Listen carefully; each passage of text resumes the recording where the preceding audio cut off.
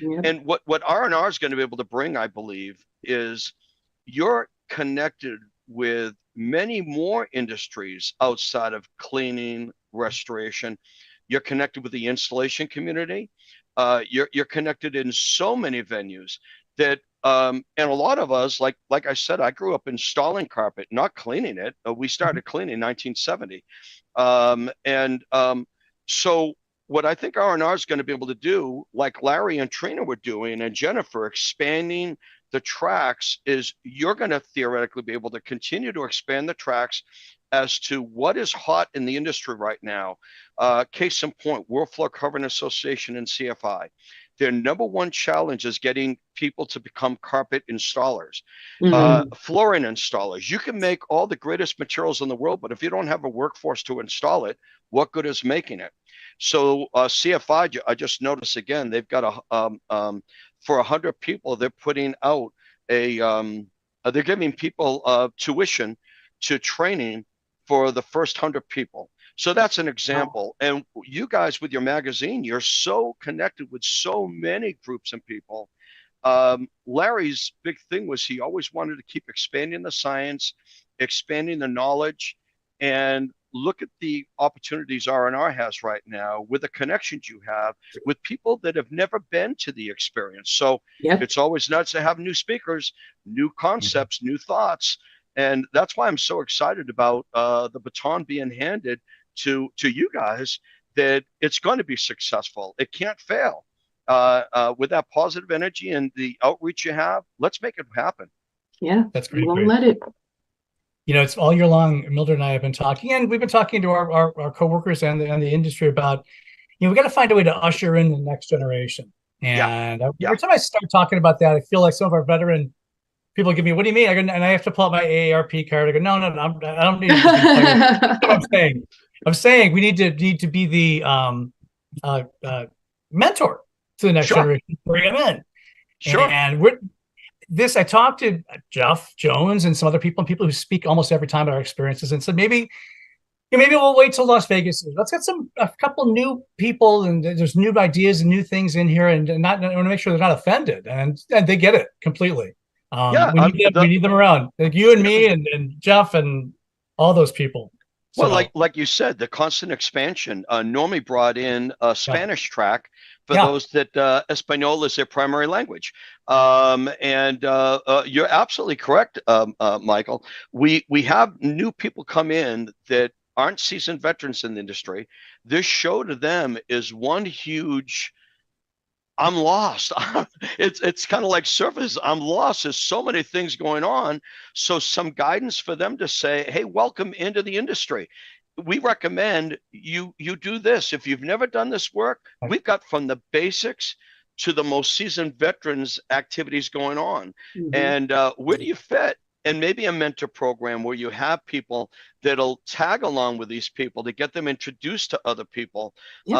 out there. I mean, it goes with the name, connections initially, and what an experience. And we yeah. want that to always be a positive, formidable experience for people. That's wonderful. Mildred, any questions No, definitely not. on the spot? No, no questions. No questions. I've already asked a couple of questions that I had. April Barry is 3rd. awesome. Go ahead. No, Go I ahead. was just April saying 3rd to Barry's the 5th, awesome. and April 3rd to the 5th, Chattanooga Convention Center, Chattanooga, Tennessee. Spelled out randrmagonline.com. It's our website. I wish I could change that, but that's okay. That's our URL. That's That's okay. it. We'll have links and we'll go to it.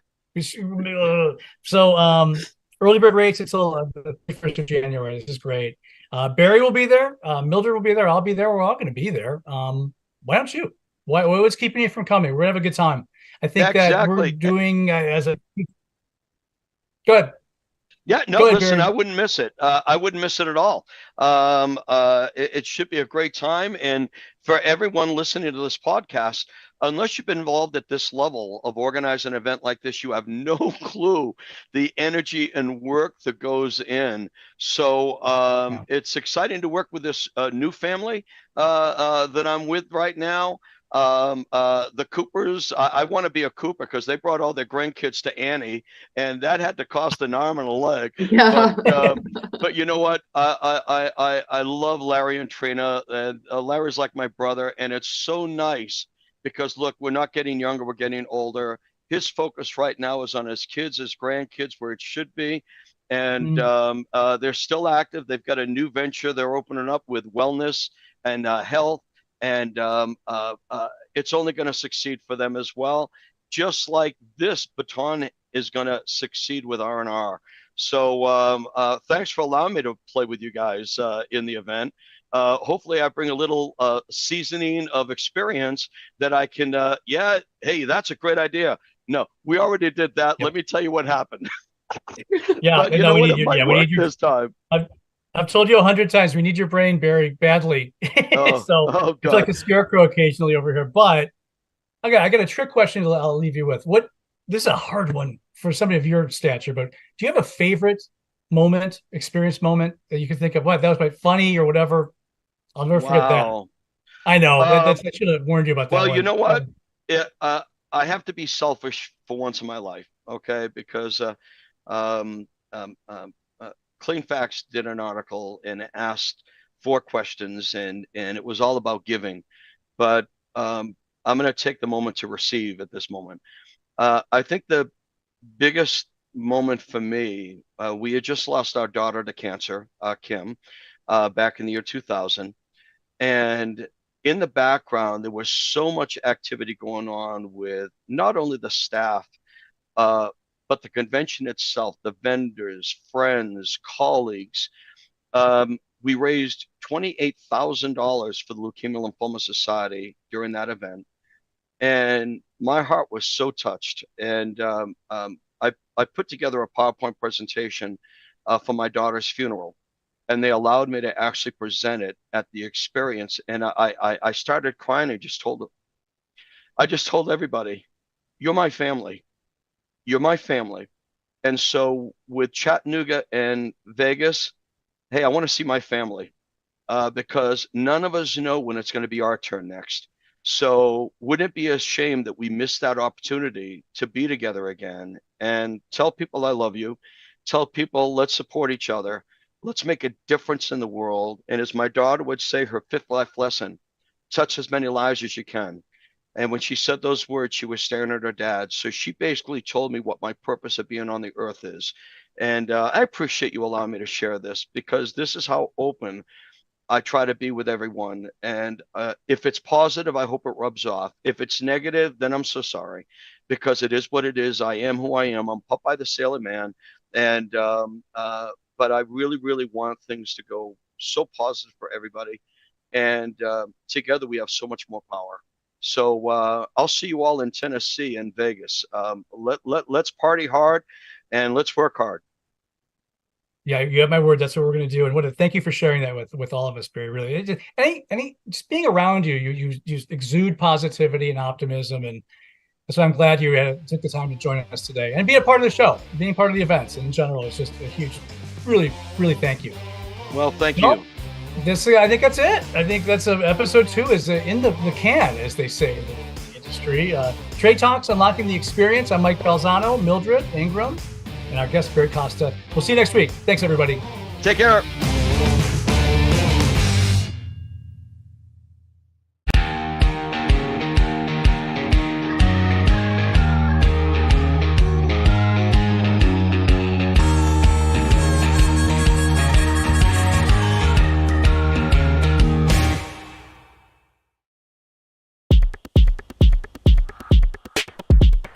On today's program, this GBAC TV Industry Alert, I am pleased to welcome Dr. Gavin McGregor Skinner, the Senior Director of GBAC, the Division of ISSA. Gavin, you look healthy. How are you today?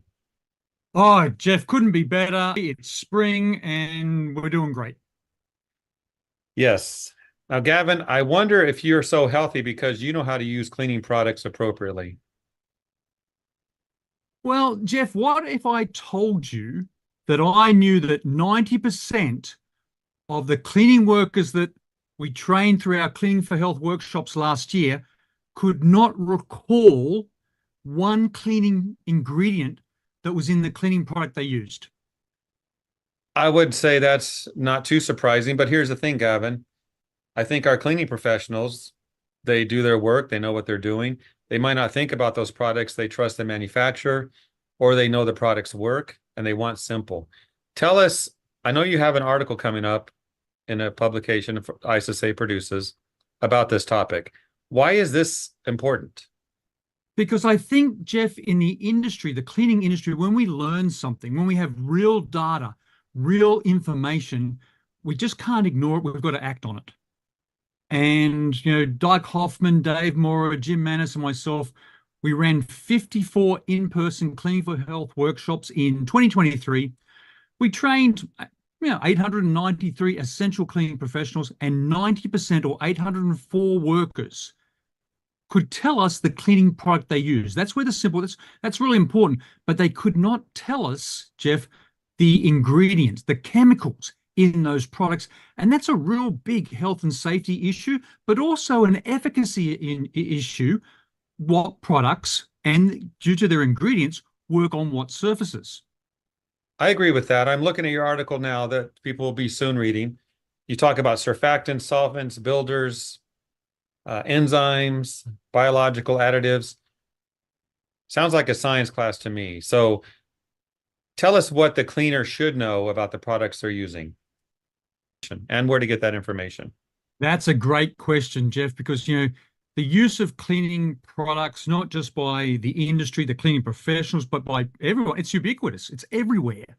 Cleaning products work because they contain certain chemical ingredients.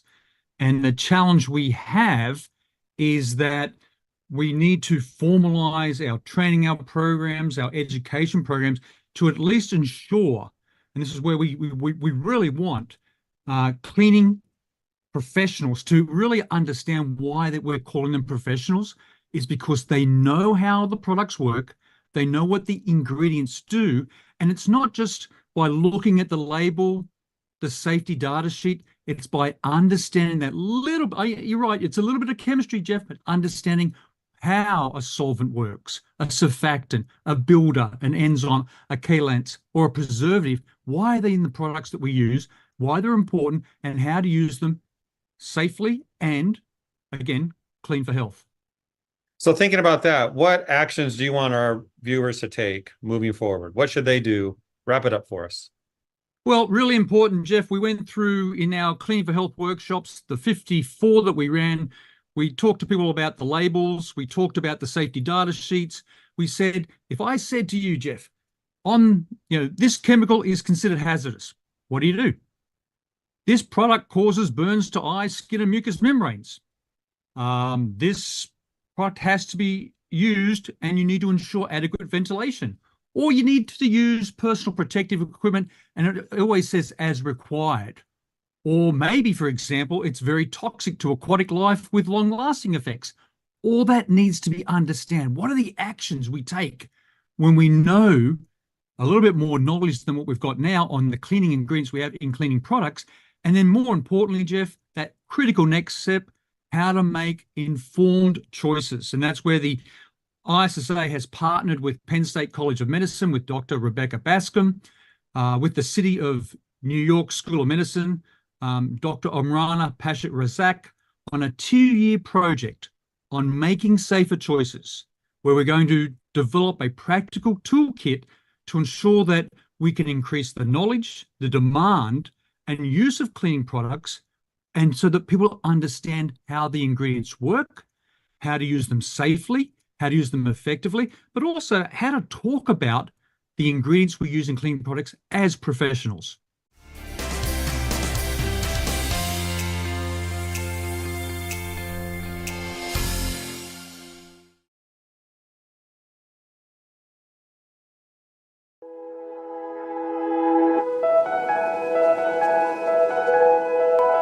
Good afternoon, or morning, I guess. Good morning. Yeah, so I'm sure that Mo told you when we created NORMI in 2004, one of the interesting things was what we created it primarily for the Louisiana licensing law. And the Louisiana licensing law was the first law to go into effect for mold remediators in the country. So it was the first licensing law, and then what happened in 2005? Katrina. And so we were right there able to help, I think, a lot of people with some of the issues that were of a concern to us. I'm not sure if he talked about the difference between the IICRC and us, but they come from the business more from we're not competitors, by the way. As you know, if you're an IICRC person, you get continuing education credits off of this class. So we work together. We just look at the industry differently. They come from the water restoration side of the business. We come from the building side of the business. And one of the reasons why we do that is not just my background with my licensing, but the main reason we do that is because we try to look at the house and the problem that they're experiencing in terms of a mold issue as a holistic kind of problem, not just fix this problem and everything is great, but think in terms of how we can actually improve their indoor air quality. So when I was moved to New Orleans in 2002, I was actually doing some of the things that you guys are doing now and some of the things that we would recommend that you do in terms of ongoing IAQ management, which is what we call our sanitization protocol.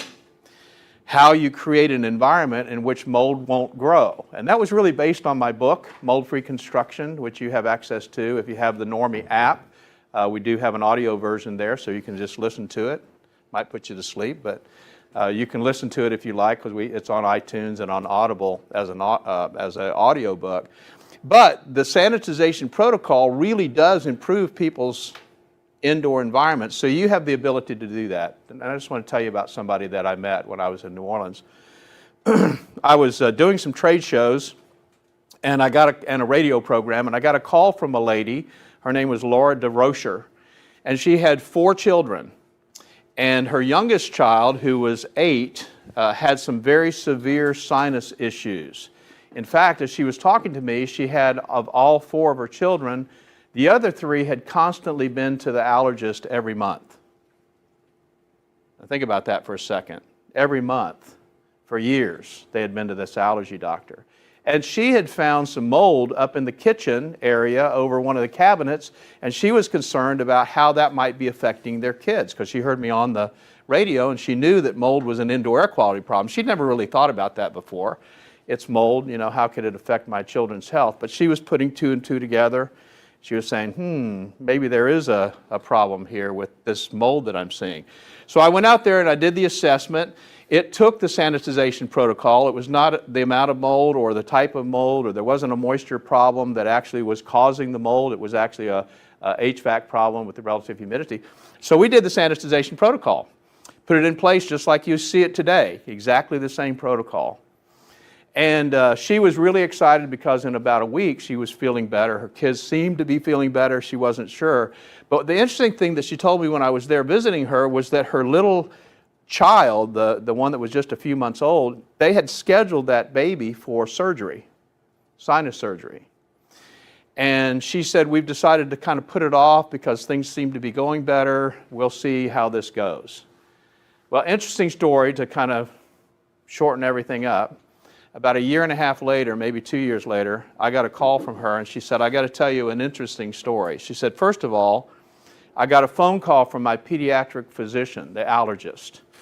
He was concerned that we had switched doctors because I haven't taken my kids to the allergist in almost a year. We decided not to do surgery for the baby, and the baby is doing great. Now, a couple of years old, doesn't seem to have any allergies to the environment and what's going on. She said, I think you really solved a bigger problem than you maybe think you solved. The reason I'm telling you that story is because we hear that story over and over and over and over again. Maybe not quite as dramatic, but we hear that story over and over and over again. You are in a very, very important industry. You may not realize it, but one of the reasons why it's regulated is because you're dealing with people's health. The health of your employees, the health of your clients. That's what you're dealing with. And rather than thinking about just being a mold assessor or just being a mold remediator, as Mo's probably told you, we want you to think in terms of being an indoor air quality professional, because that's really what you're doing. I'm sure Mo told you already that when you start cleaning up mold problems in an environment, It's almost like a surrogate of other things that are going on in the environment. If you're reducing the mold, you're also reducing some of the other contaminants, the bacteria, the viruses, the particulates, some of the other stuff that's going on in the environment. So you can make a gigantic change to the environment. So our goal is for you to really think in terms of becoming an indoor air quality professional. And this is really the first step. If you haven't thought about that before, this is really the first step in that direction. And I'll tell you the other thing it'll do for you. I've been in business a very long time. I used to tell people I was unemployed in the construction industry. Been in business a really long time. And what you want is you want an edge in the market that makes you different from everybody else. And it's not about price, let me tell you.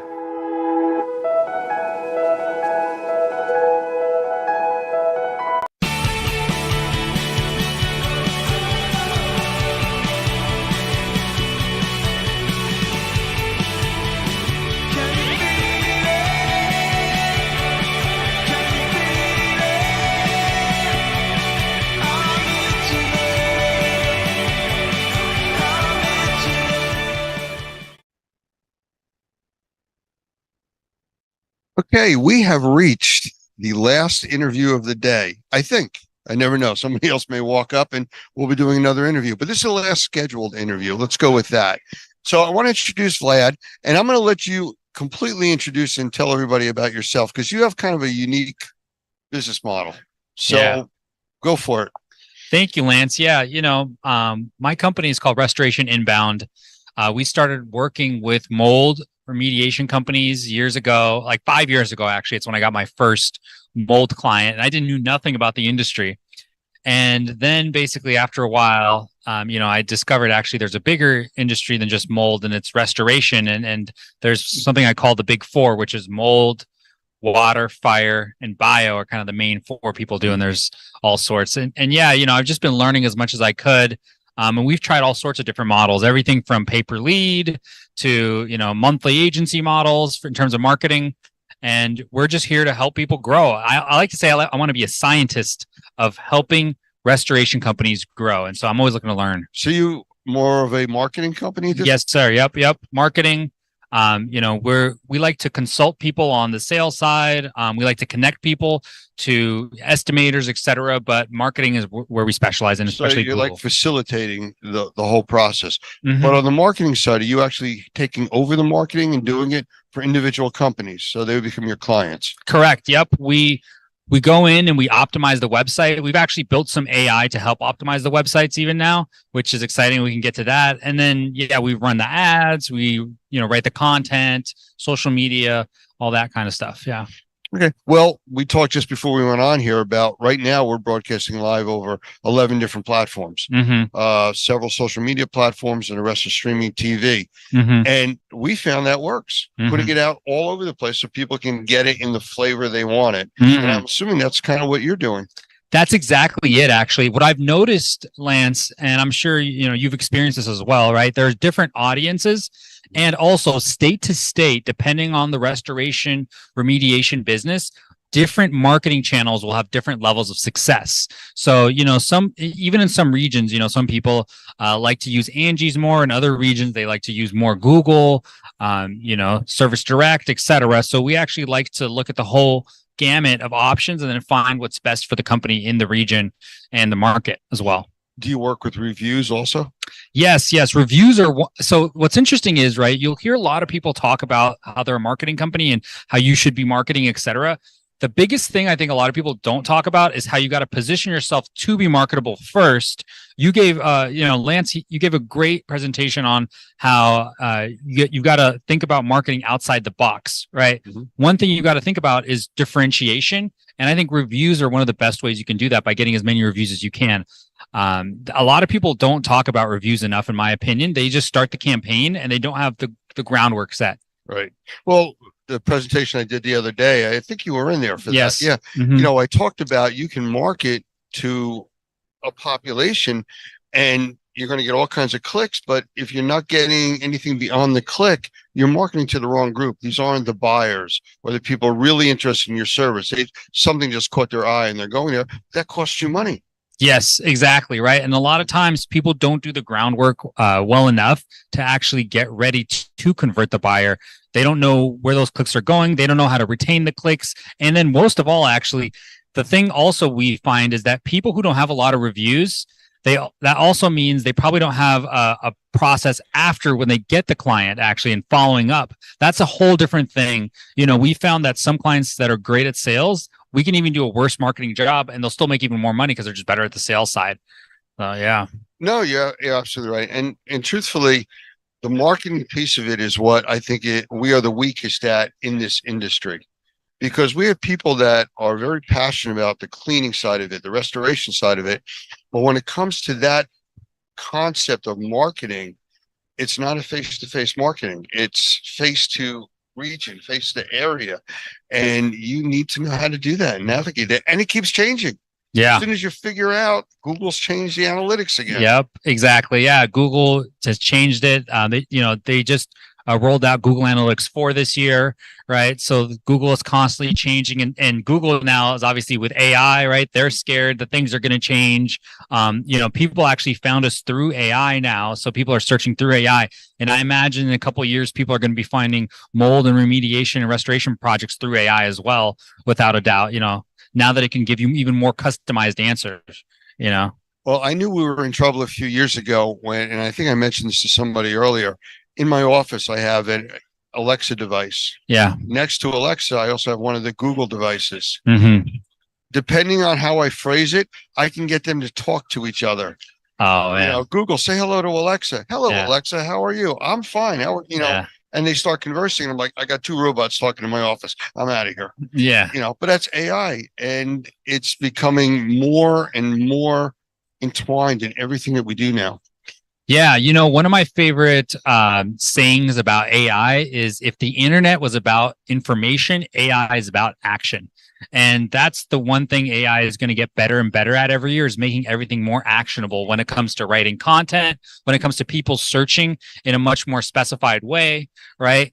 And it's scary for people like me who know Google so well and have mastered, getting, 10x, 20x returns on Google, because, the CEO, Sam Altman of OpenAI, he says, who wants to look at 10 blue links with advertising everywhere, right? People would rather have much more personalized searches. But that's part of the industry. It's part of the game. And it's actually what makes it exciting for me, believe it or not, is that things are changing and you can always get a more competitive advantage. So as far as the software and computer side, where do you see yourself? Are you like a front end guy? Are you a developer? Where are you in there? Yeah, when it comes to marketing, we're definitely more back end, right? So we're definitely more lead generation. We're definitely more building things out, right? So we actually use some of these AI softwares and we integrated it. In fact, I can show you after this podcast what we're working on. Pretty cool stuff. We're actually starting to use AI vision right now to go through a website and actually tell you, simple updates that you should be making, such as the phone number, is too small. There's no clear call to action. Maybe the copyright is out of date. Maybe there's bad texts, right? So like I said, AI is getting better and better at spotting areas of improvement, right? Eventually it's going to make, improvements for us. And eventually it's probably going to do everything for everybody, which is, the latest thing now in NVIDIA, Yeah. the leading AI chip manufacturers out there are cards. They're now talking about having AI. I'm trying to think of the wording that they use. I just saw a special on this where the AI itself is going to be enhancing itself. Up until recently, ChatGPT that was out there was only brought up to date of, I think it was 2022. That's where they stopped the educational process of it. Well, now it's going beyond that. The new chips are going to allow the cell phones and smart devices to run without the internet. Yeah. That's the scary part, to have that much information localized on your device. Yeah, they're going to be self-learning. And so, we just went from ChatGPT 3.5 to ChatGPT 4. Once we get to 5, so it's not official yet, but from some of the interviews I've watched, one thing that the CEO hinted at was actually having it memorize your previous prompts to customize it even further to what you're doing. So it's going to be self-learning both from everybody else, was what it's doing today, and then also on your past history. And yeah, it's going to be even more powerful. So it's these are exciting times, and also yeah, a little scary. I don't know It's the about same. exciting. I mean, I can see Yeah. telling my phone to call my daughter, and it Yeah. says, "No, I'm not going to do that now. She was angry with you at your last call." You know, I said, "No, I really want to tell you. No, I think you should wait. You know, I don't want to argue with my phone because AI is telling me things I should and shouldn't do." And we're not quite there yet, but Mhm. that may not be such a leap from here. No, yeah, no, 100%. You can, even today, you can use ChatGPT to talk to it, and it will talk back to you. You can use it for all sorts of advice, right? And that's just 4.0. And if you guys haven't checked out 4.0 and paid for it, I recommend you check it out. It's only $20 a month. I'm not paid to say that, right? So, but it's a great version, and 3.5 is free. I'm using 4.0, so I guess Yeah, it's phenomenal. And then so your listeners should check it out as well. And you can talk to it, and you can even start you can give it a prompts, right? So you can give it a prompt of, hey, I'm thinking about X, right? Keep responding until I say that I think we've covered the topic well. So you can say something like, I'm thinking about giving a speech at the Experience conference.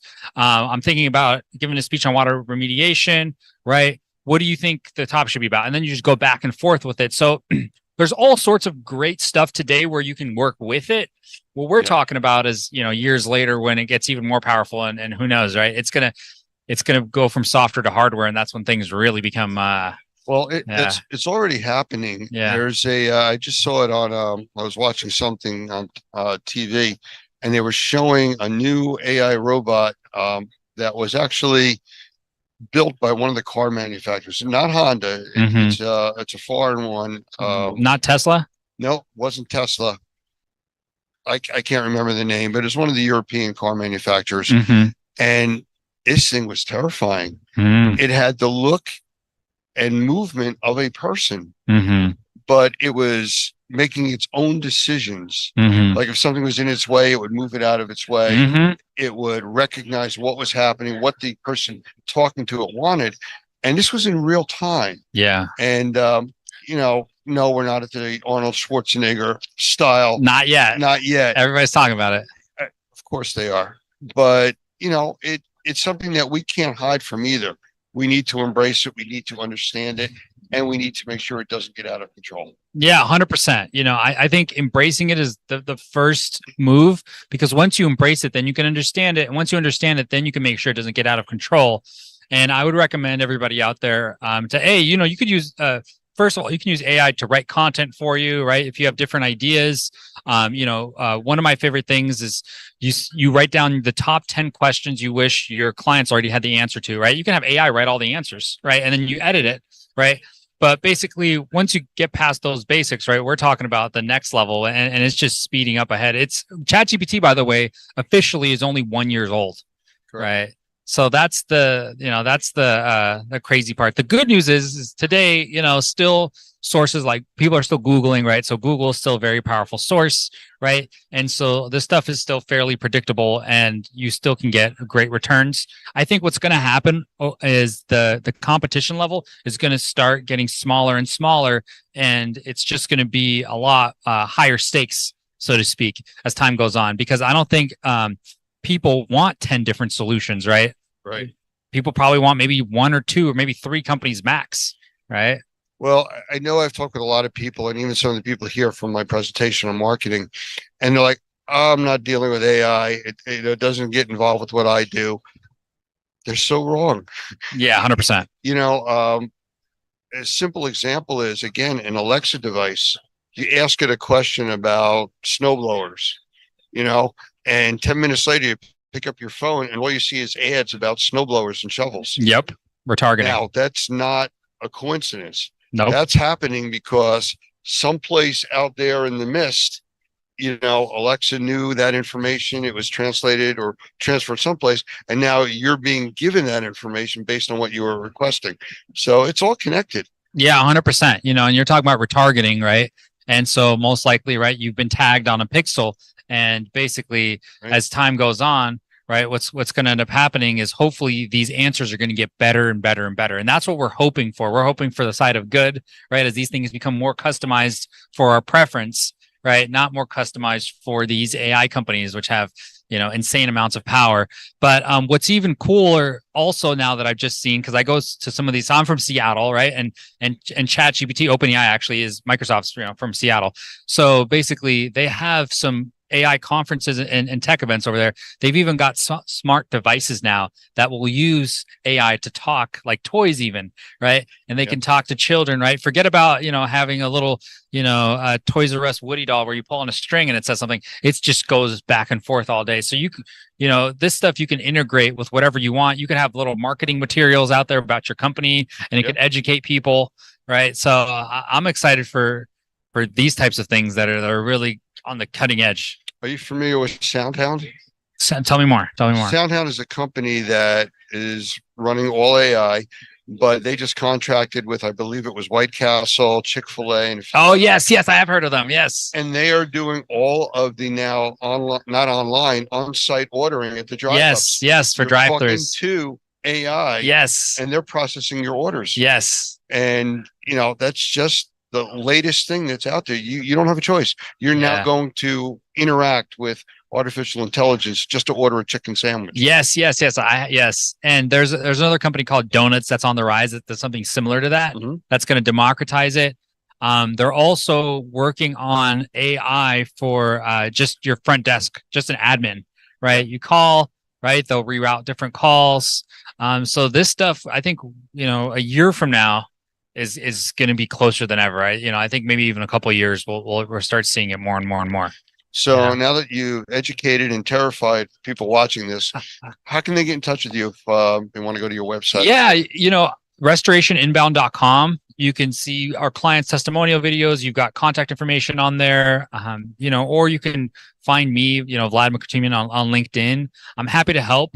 The first thing I like to do is I really like to mastermind with other people and connect them to different resources. I don't think, we don't like a cookie cutter approach. So I really think that based on different people's goals, geographies of where they're located, that's how we like to tailor campaigns. Even Google ads are not for everybody, right? Et cetera. So yeah, that's how you can get in touch with me. Just go to restorationinbound.com. I appreciate you taking the time. Always an honor. Thank you so much.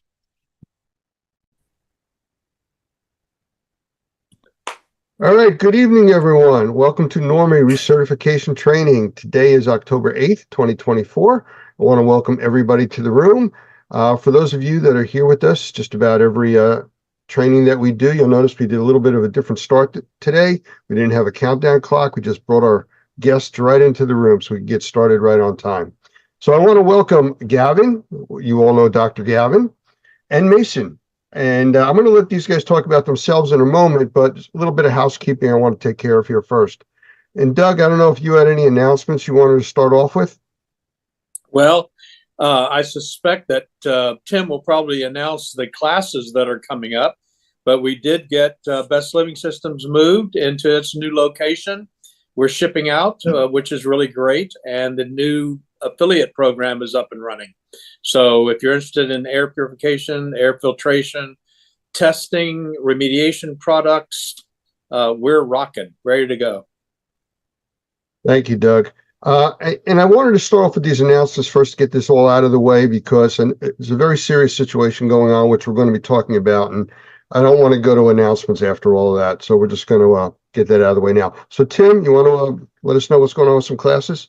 Yeah, we've got several classes coming up here for the fourth quarter, beginning in a couple of weeks in Covington, Louisiana. We've got the NCRSI NCMP class on the 23rd through the 25th. This is an advanced remediation class, specifically for those who are dealing with sensitized individuals. Really, really important class because, as we know, that the population is growing. And somebody who's probably sensitized. So if you're looking to expand your business, looking to be able to help those who have difficulty finding help, this is the class for you. Also, if you are looking to become a Normie Pro, if you want the Normie Pro designation, this is a class you want to take. The 23rd through the 25th in Covington, Louisiana. We've got a couple of CMA, CMR classes coming up here in the near future, the 6th through the 8th of November in Covington, Louisiana, CMA, CMR basic certification class and basic licensing class for the state of Florida. state of Louisiana, Washington, D.C., covers most of the states except New York and Texas, and certainly a nationwide certification for those states that don't offer licensing. That's in Covington, the 6th through the 8th of November. And then we have one in Florida in the Tampa area. We were going to have it at the Bilmar Beach Resort, but of course, because of Hurricane Helene, they are experiencing some pretty incredible difficulties. I haven't heard back from them yet as to whether they plan on being ready by then. But if not, we will have another location announced when that is up. And that is in December the 10th through the 12th, December 10th through 12th. So look for those classes on your calendar, training.normie.org or besttrainingschool.com. Lance, could I make a comment about that if you don't mind? Absolutely. Yeah, I think one of the things that people have always asked is about these hurricanes. The state of Florida does not and has not traditionally suspended their licensing law, which means those guys that are in the field that are doing assessments and remediation projects, water mitigation projects, need to be licensed by the state. And that's one of the reasons why we're having this class here at Covington and then another one in Florida the first week in December. So if you guys have any interest at all in working in the state of Florida, disaster recovery in terms of dealing with mold remediation or water mitigation, you need to be licensed. We can show you how to do that in 3 days. And one of the cool things about this is that once you make application to the state, you're considered licensed. So even if it takes them 3 to 6 weeks to actually get you a license, they know that's on them. And their delay is not your issue and it's not the client's issue. So it's really important if you plan on doing any work in the Florida area as a result of the hurricane that you get licensed. Doug, so when you run a course December 10th and 12th, that must include a Normie mandatory Christmas party. Is that correct? It does. How did you get? I might come to that training. And someplace great to eat. Maybe even char-grilled oysters there.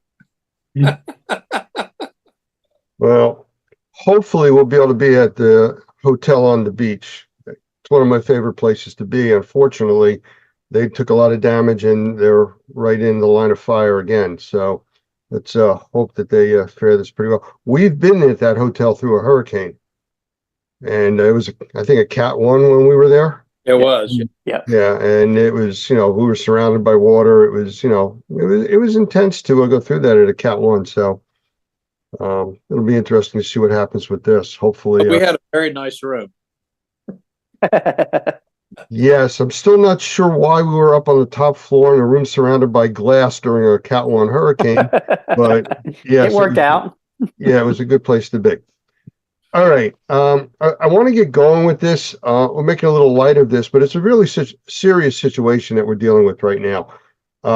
Helene just went through tremendous amount of damage. The cleanup effort alone from Helene with piling all the debris out in the streets to be cleaned up is creating another hazard that really wasn't foreseen with a hurricane coming in right behind it.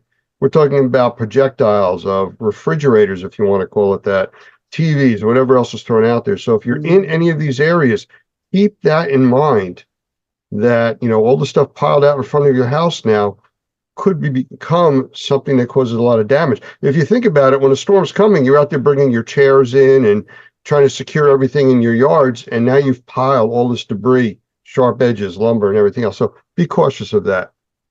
All right. We have two guests in the room. Two completely different, I guess, verticals that they work in. And Mason, I want to start with you because I've met you at the experience. I've talked with your daughter quite a bit. We actually taught some classes together, but I've never really talked a lot in detail with you. So could you tell us a little bit about you, who you are, what you do? Because the way that Becky was describing it to me is very interesting, the model that you follow. Yeah, it is pretty cool. So I've been in the business a long time. Barry Costa was my first instructor in '94. It was March. So I've been in the industry a long time. My IICOC number is 22,000 or something. So you kind of go back with that. But long story short, I'm excited to be here today. And what you brought up a second ago with all the debris in the street and all that happening, that also brings another one for us first responders to go in there and extract and do work. it's going to be really ugly. I just got back from the Carolinas and I had 2 nails in my tires and everything, and I'm leaving tonight to go to Tampa. So I totally get what you're talking about, and I agree with you. I'm glad you brought that up. My background's kind of interesting. I was known. I was a very successful carpet cleaning business that I got into restoration. I worked at a church, and guy came to do a flood, and he made more money than I did in 2 weeks. So I'm like, hey, I'm going to start restoration. And we had El Nino that year. And during that year, I was sucking up a rescue boat in the house and the rescue boat. And I was on Channel 7 ABC News, and I'm waving. And my wife called me on my brick cell phone, say, hey, don't be so happy. But there is different sides. It's really sad. Those storm drains weren't ready in California. They weren't ready, and the debris was there. So a lot of streets and houses flooded. So what I kind of went into is, after I started doing the carpet cleaning and the restoration, I got into a Ramsco and John Don, and I ended up being their #1 truck mount salesman, selling hundreds of truck mounts every year. And I built a network called Mason's Network, and now there's 9,000 members, and it's so big that I found a way to get everyone work. So when anyone, the Normie Pro members, need 20, 40 truck mounts out there, I can be there. We've had up to 87 truck mounts. I just did in Dallas. And we extracted 340,000 square feet in 7 hours. So I think it was 82 truck mounts. But so I'm really unique because I bring everyone together, and we're able to really learn and get more. Like the aspects, and we are completely different, Dr. Gavin and I. Dr. Gavin's more of the details and the fine and all that, which I love. I really learn from him every time I talk to him. But my side's more of the boots on the ground. Let's get the water out. Dr. Gavin's the long term. What are the microbials and the mold and all that? What can we do? Because that's a big problem. People think, hey, the water's out, the problem's gone, which it's not. But we're the first ones on the ground to clean out stuff and do stuff like that. In the past, I've done interviews with David DeGroff, who I understand that you know. And from my understanding of what you've described to what you do, you're kind of like the next level above that technology-wise, where he provides manpower as just manpower. You're bringing in manpower, I guess, including him too, and the technology side. Yeah, I'm more on the technology side because he's actually one of the labor companies we use. So I'm more on the I do more. I have a map, and I could tell where everyone is and how much equipment there is. And in Alaska, I was at a restoration job after a tsunami came up there in 20 minutes. So I could cover I've covered everywhere but Hawaii so far. But I get a pretty good span because there's just a huge network of good guys, and they're able to do better and start learning about how to get certified and stuff. Like I just was watching your show last night, and I'm excited about you guys open up that education center in California, Anaheim, right? Yeah, yes. I can't wait. I want to be one of the first students. So unless you've already had students, so I'll be the third. But anyway, so I'm more of the technical. So we've gone to QVC, Amazon, all these big buildings, and we could be there. We've done 1.1 million square feet extraction, and there were 72 truck mounts there. And I think it was like 54 different companies. Well, when I talked to Becky, your daughter, earlier, I kind of got a vision in my head because I had an idea what you do, but I wanted to hear you explain it. And we were talking about the Environmental Task Force. And we work with David DeGrom and his manpower also. If we need to pull manpower any place in the country, he can do that. It sounds like you would be the next piece that would be a perfect fit to work with us. And that's what we need to talk about after this. But I just wanted to put that out there so it's in both of our minds. Yeah. I want to get to Gavin in a minute, but I do want to hear a little bit about what you've seen working on the ground because of the previous hurricane that just went through. Yeah, so I'm really unique. I'm normally on the ground. Like right now, I'm heading out right after this call, and my laundry's done. I'm out. I just got back. I drove 17 hours from Asheville and North Carolina, Boone, North Carolina, Augusta. No one's talking about Augusta, but Augusta got hit really bad. They're going to lose power until the 12th. Half the city has power now. But so what I've seen boots on the ground, this is what I've seen when I go out there. Of course, you have roads you can't get there. There's people stranded. There's so many cars on the side of the road because all the debris and the nails. Then you also see cities and cities without lights. So that means those cities don't have pumps. If they do have pumps, you have to pay cash. There's just a whole different world that we live in that wasn't the same, right? Like I'm a door knocking fool. Well, you don't door knock anymore. Now you have pay-per-clicks, internet, Google, Zoom meetings. I remember when they came out with a fax machine, I was like, that's amazing, I guess That's also assuming you have internet and power, which you don't. You nailed it. So I went up to Asheville, and for 3-hour drive in, I had no internet, no power. Even my map on my phone did not work. Then when I came back 3 hours later, my phone started going nuts, like when you get off a plane. Ding, ding, ding, ding, ding, ding. You bring up a great one. That's where Starlink would help. I had tried to buy a Starlink and couldn't even get one right now. Local stores, you could probably get it on Amazon, but where was I going to be? Another issue is hotels. All the hotels are taken. So you have to drive 2.5, 3 hours to get a hotel. And if you're lucky, it's not $1,000 a night, it goes on. And people don't think about the basics. Here, people are stranded in the hills without food and water. I tell you, Asheville is a great example. We boarded up some buildings. The only looting that I saw was a Dollar General store, and they looted for food. They didn't loot for TV. They didn't loot for anything else. They were stranded in the hill. No one could get in or out. And your heart breaks for those people, I mean, materialistic means nothing to me. I mean, I've been married for 34 years. I have 3 wonderful kids. I have chickens and ducks and the goat. I've been very blessed there, but there's no value on them. I can rebuild. I want them. So the missing people up there are so sad, and the devastation. In Clearwater, we had crews trying to go over the bridge, and my crew was turned away because the police officer said, you can't come in until we get a body count. So we couldn't even get over the bridge to start extracting the hotels and all that and I couldn't believe the police officer said those words. But it was, and you think about, there's more than just what we're thinking. We have internet, right? We have phones. There's homeless people that don't know what's going on. And even if they did, they might mentally not. That's probably why they're homeless, right? There's so much going on in the world. You're homeless for many reasons, right? Addictions and mental and financial, everything. But maybe there was a homeless count. It's just, your heart breaks for all these people and the family members. It's devastation. Back in May, just before hurricane season, we do a training just before June 1st. And now actually I hear they're thinking of moving hurricane season back to May 15th, but that's another decision they have to make. Lance. But we talk about things like this coming up. And we've gone through this several times throughout the summer, warning about people going into these areas becoming more of a burden on the area than help, because they don't know what they're doing. Doug, you had a comment? I think I cut you off. I did. Thank you. I didn't mean to interrupt you, but what Mason said was really, really powerful to me, because I think what he said about these outlying areas that you don't even think about much, Augusta, for instance. I remember when Katrina hit, and we were here in New Orleans at the time that it hit. It took us 2.5 hours to drive north the day after the storm just to be able to find a gas station that was operating. And that was Vicksburg.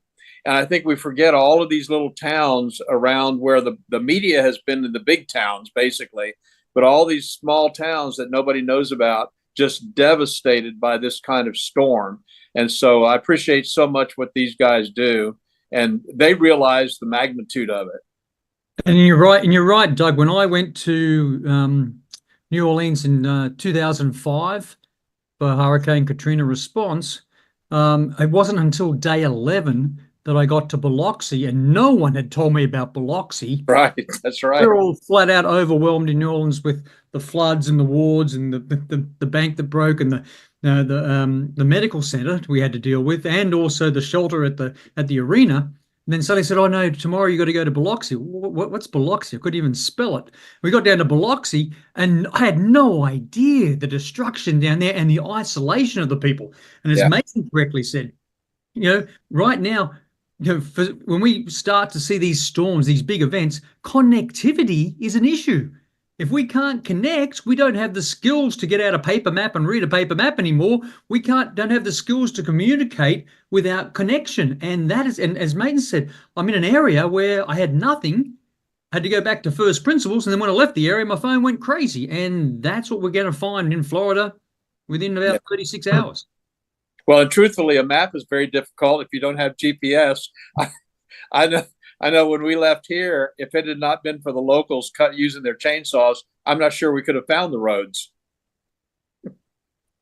Yeah, Doug, when you came up here after Hurricane Sandy came through and we toured the coast, I mean, it was just devastation all over the place. We hit certain areas where they had state police cordoning off the areas that if you didn't have a local address, you weren't going beyond that point. Right. So any contractors coming in, they just couldn't do any work. But the point I was trying to get to before was we keep telling our people, we know you want to go do work. We know you want to help. But if you're not invited in, don't go. The resources in those areas cannot support more people coming in just to be there. If you're there, you need to be there working. You know, I was talking to someone just yesterday about going. They were heading from California on their way to Florida, and I said, "Where are you going to stay?" And he said, "I don't know, probably in my car." I said, "Probably if you're lucky." So, well, yeah, we've been doing this for 10 plus years. We bring a generator and get an Airbnb and power it up. But you're right. I think you said don't come and not invited. That's like looky-loos. Guys, if you come for a mission, a purpose, like a business plan, you know, I mean, there's so much more in everything. But they're coming down just looking, taking up the gas stations, the food, the hotels, the hard workers. In Lake Charles, it was 3 years ago, I believe. In Lake Charles, a hurricane hit the same town 3 times. We had to drive 2.5 hours each time to hotels because all the hotels were torn apart. The first hurricane, I believe, was a Category 4, and it did damage to roofs, but no rain followed. Then right after that, the rainstorm came, and no one covered up the roofs in time. So, and we flat tires. I can't tell you how many. I just got, like I told you, 2 nails in my tire right now. Driving over branches. Javier was driving in the Carolinas, and power lines were down, and they were trying to get around power lines. So there's a lot more chainsaws like you're talking about. Don't just come on that. But being a professional, I believe I'm a professional. I rate myself that. We always stay on the weak side of the storm. Well, guess what? That storm moves. And a couple years ago, it was 2 years ago in Baton Rouge, a storm turned and it went right over our hotel. No power, no food. And I never booked the first floor. A few years ago, before that, around 3-4 years ago, I was in Kenner by the airport, and they said they had a generator. Well, the generator only powered up the lights, the emergency lights. So everyone's in their car trying to charge their phones and no food. So that's when the AT&T cell phone towers went down, and we had to go to Lafayette to get Verizon and T-Mobile. The only guy with us, he had like a Cricket or a T-Mobile phone worked. All of us had AT&T and Verizon, and nothing worked, but his did. But yeah, you're right. I think you bring up a great point. If you're going to come for a mission, find groups. There's plenty up there. What do you say? Normie Pro. Find people out there and come with a purpose and help.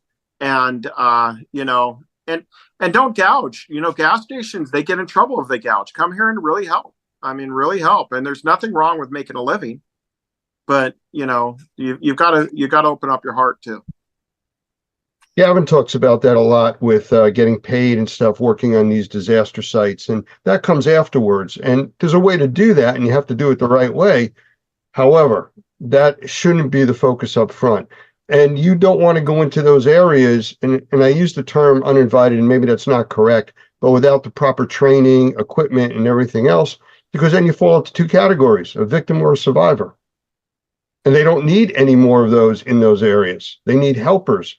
You know, not more to the problem. So, Gavin, what do you got on this as far as some of the stuff that happens from the exposure as we go forward a day or 2 or 6 out? Well, I think you and I have had a couple of phone calls already today, Lance. I had a bad day in the office. And I had probably 3 meetings here in Washington, D.C. with different government agencies and entities trying to promote our profession as professionals. And I went downtown today. My first meeting over at Homeland Security with the IRCRC standards all in my little backpack, ready to go. And I showed them at the first meeting and they went, "What's that?" And I said, "These are the standards that the people I represent, they cling to. They cling to a standard. They know their work. They're so professional. They can tell you exactly what they do based on science, based on measurements." And Homeland Security went, "Who's IRCRC? Never heard of them. And what's those documents you got? Standards? You guys have standards?" "Yes, we have standards and we professionally train these people to those standards." And it was like, "Gavin, you just failed." I walked away from that meeting feeling so demoralized. It was like, really? I couldn't get through to the government. So they went to my next meeting talking about the same thing, because we were talking about the response in the effect of Hurricane Helene, how long that's going to take. It's going to be not months, but years. The role that all of our professionals, everyone that's on this call, the role you're going to play in recovery. Gave a great speech there. Didn't end too well. Again, who are you again, and what do you represent? And the last meeting was exactly the same. So going back to what Doug said, okay, Florida has licensing in place for what we do. We have to be better at explaining what licensing means, and the fact that the way that we protect, and I'm talking buildings here, and the talk that I gave today, Lance, was about critical infrastructure protection. CIP, those buildings in a community that are essential for everyday, life in those communities. So we're talking about the banks, we're talking about the schools, we're talking about the airports, we're talking about the government offices, we're talking about the hotels, all that stuff that falls under critical infrastructure protection. We're not even talking yet about people's homes and private residences. We're talking about when you get a storm surge or an event like this, where there's a lot of flooding, a lot of water damage, how do you then protect and then recover critical infrastructure? And that's where I thought I thought that was going to be the big golden ticket for us to get a better seat at the table, going, "Yep, we need you guys here." And they're going, "Wow, you got standards? You do training? What's all this about? Licensing? What's that about?" So it means I've got to come back now and talk to Doug, Lance, and Mason, go, "Guys, I need the elevator pitch. I need another way to get out there and promote what we do." Because if you look at historically, Lance, we've all, I teach at Penn State. I teach 3 graduate courses in emergency management and disaster response. And I've been doing that for about 14 years. We've gone to many big events, big disasters. And it's so important that we now use this event to focus on developing that network, like Mason said, that network of connections to actually say, I know where Mason is today. I know where someone else is today. I know where else, and I know that they're working and they're going to need resupply of critical supplies pretty soon. They're going to run out of PPE. Oh, I wonder, did they get any water and food last night? How far are they driving to the nearest shelter? Are they part of the disaster recovery team? That's where we want to go with this. And I think, what we've been talking amongst you and Doug and many others now is, how do we form that collaboration? But more importantly, how do we get that network going to say, we are professional. We're the guys that know how to do this. We're the people that know how to do this because we're trained to do that. And those standards are meaningful. Because at the moment, I walked away today and went, those IRCRC standards had no meaning, no value whatsoever in the meeting I was at right now on October the 8th. And I think that's something we've got to fix. That's a very valuable point, Gavin. I think we forget sometimes how much we know compared to what even the first responders know. I remember when the Baton Rouge flood happened here, and I went to Baton Rouge. I was doing a free seminar, and I talked about Cat 3 water. And I remember the FEMA rep coming up to me and saying, "You said Cat 3, what is that?" And I said, "Well, we're not concerned about mold because the water came and the water left. What I'm concerned about is the microbials, and that's Cat 3 water." And he said, "Really, what is that?" And I said, "Well, remember those caskets floating down Main Street and Denham Springs? Yeah, that's Cat 3. We're talking about microbials. That's what we're talking about." And I think it's just amazing that we forget sometimes how much we know about this, and we need opportunity to be able to share it. Gavin, that's actually the piece that's missing. You have the government entity that has the power for decision making, spending, things like that. And then you have the people that actually know the industry. but the communications between them doesn't exist. Whether it's political reasons, monetary, whatever it is, that's the barrier we need to break through. And truthfully, reason is really the only way that we can approach that. I was curious though, the meetings that you were at, were they the main players, or were they like the typical, well, the main players were busy, so they sent somebody else to sit in the chair, and they wouldn't have any idea? Because I've experienced that numerous times. It's not often, Lance, I get to rub shoulders with a couple of generals I've never met and a couple of congressmen and senators that are there probably when they should be off campaigning for the election. They are all back in town.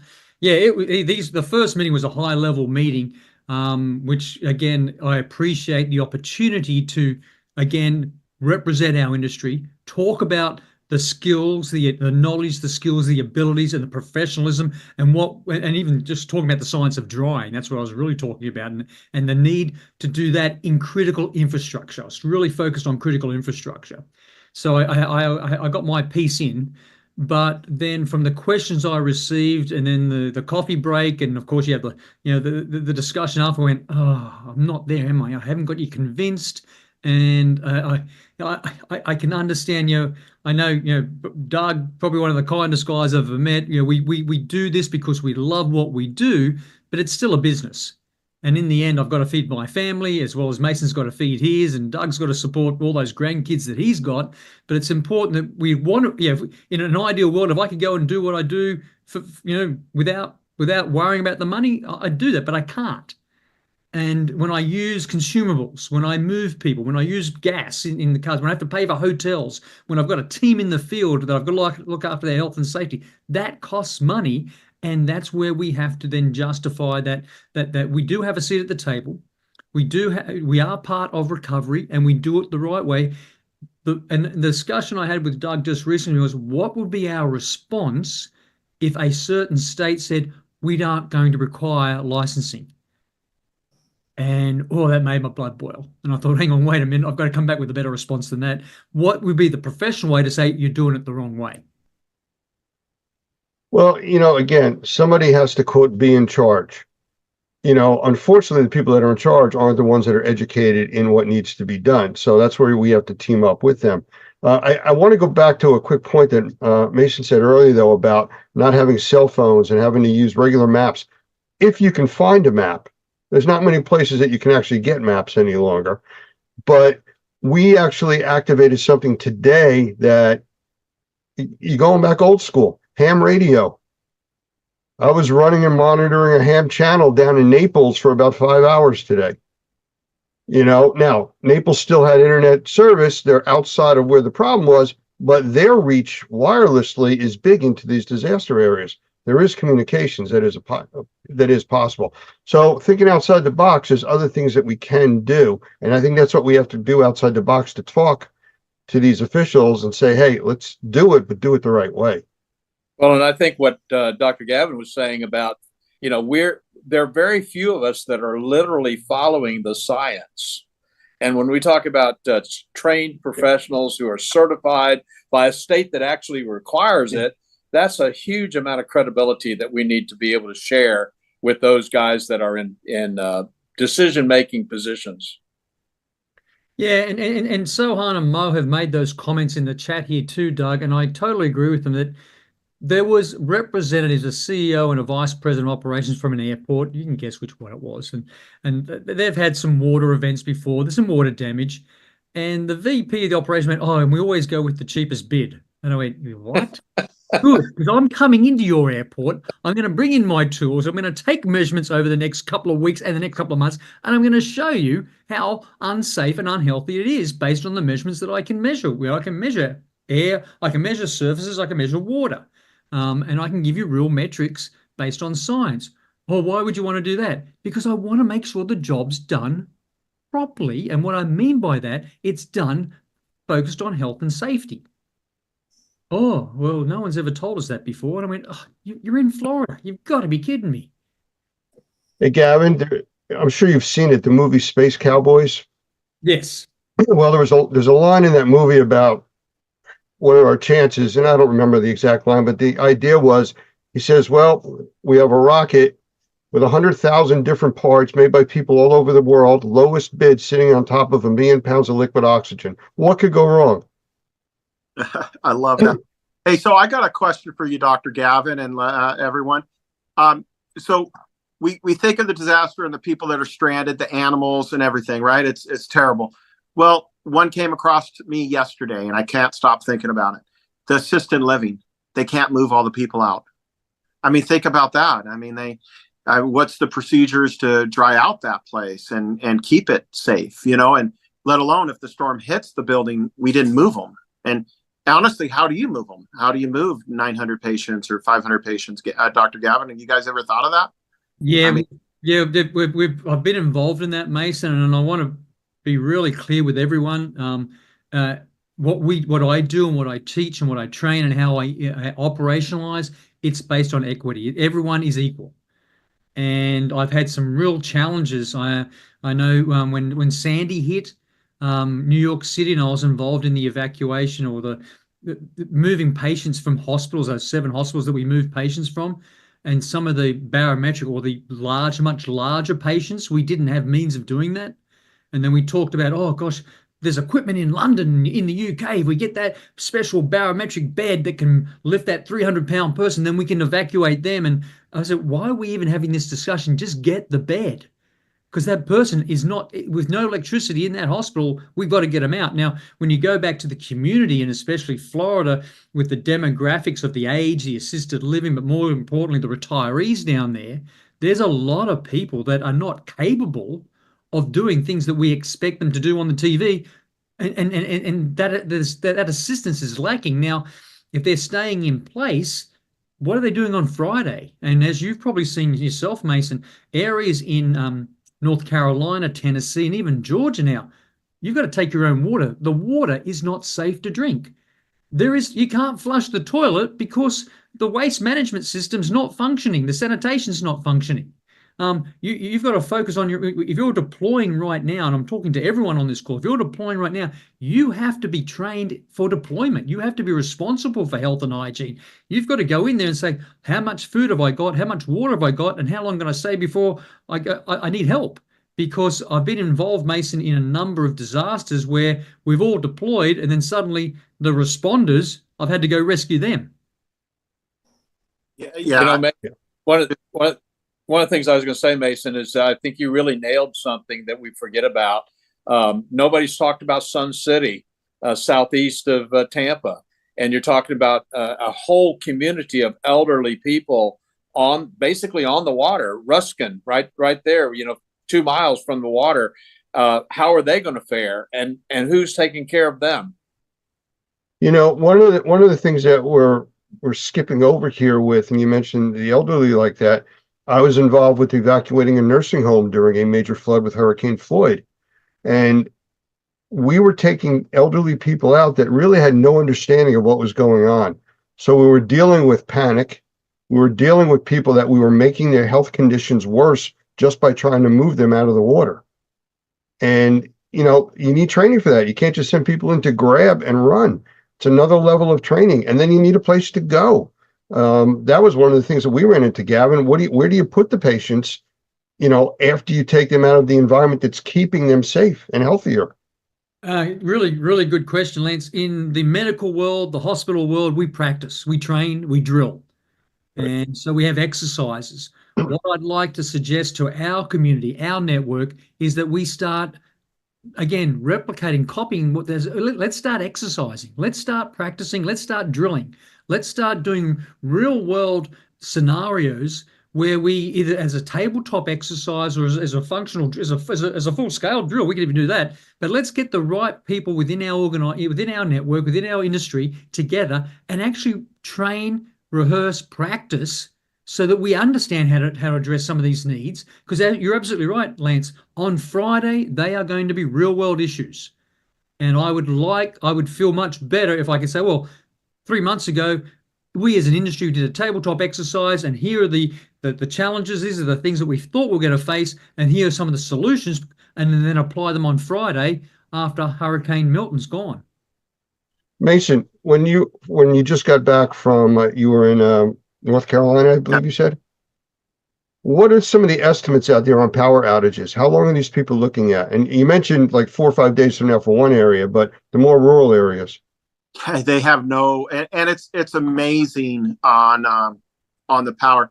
Let me first touch on Dr. Gavin.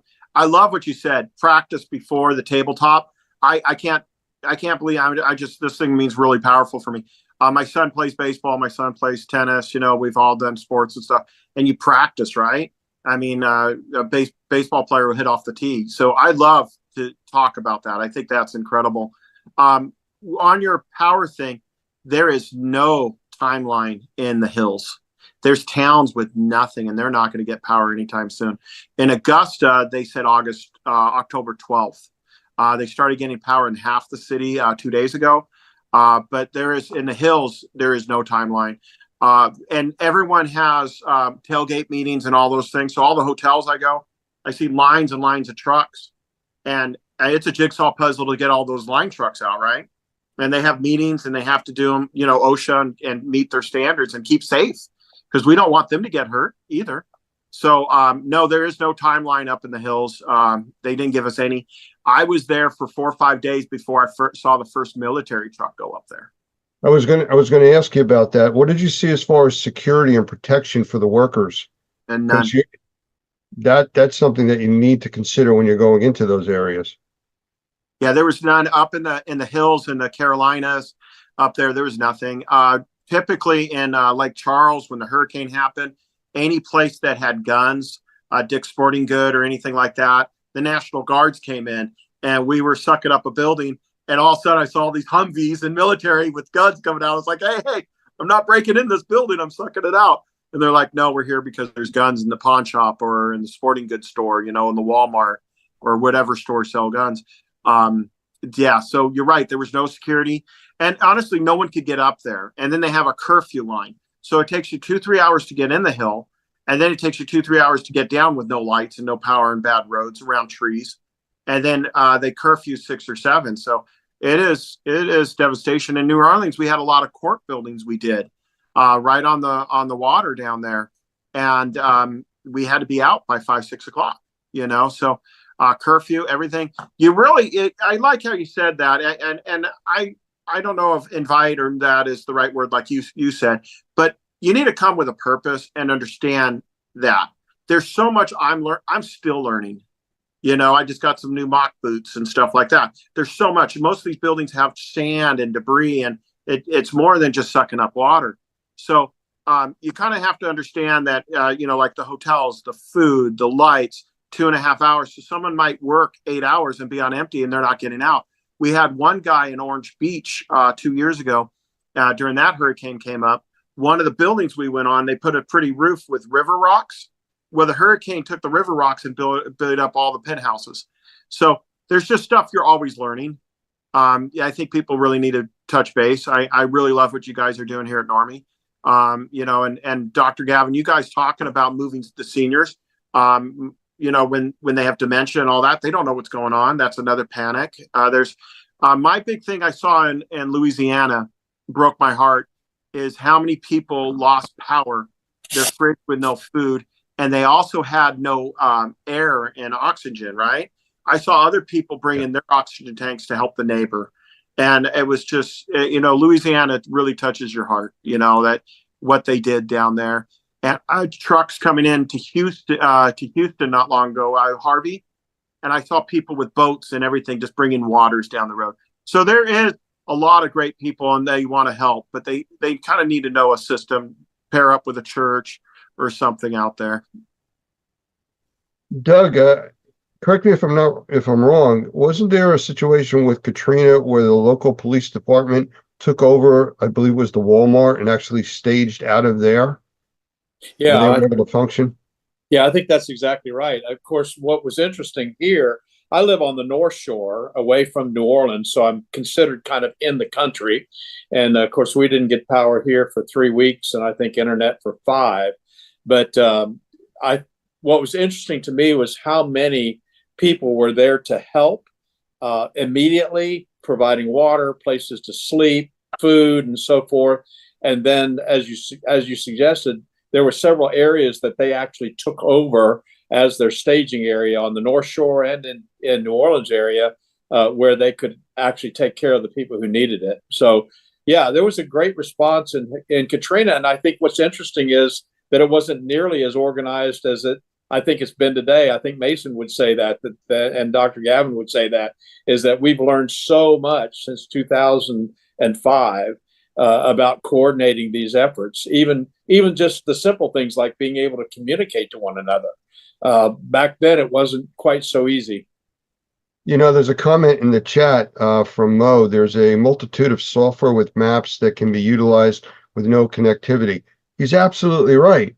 But who has thought of that prior to these events?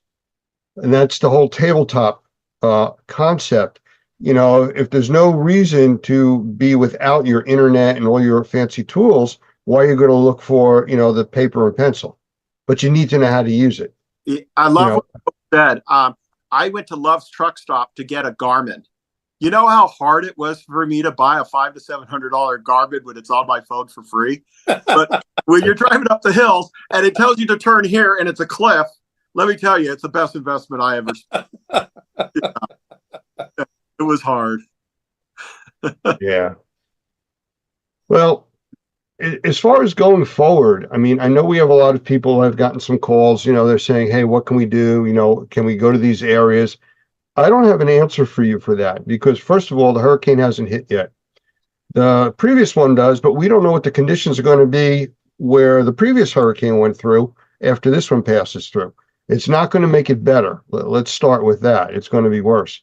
And this hurricane is also strengthened today. It weakened earlier, but it's strengthened again. It's moving further south. So all of their predictions and people getting ready that we're going to ride it out are now closer to being in, you know, direct hit. So, you know, people have to prepare for this.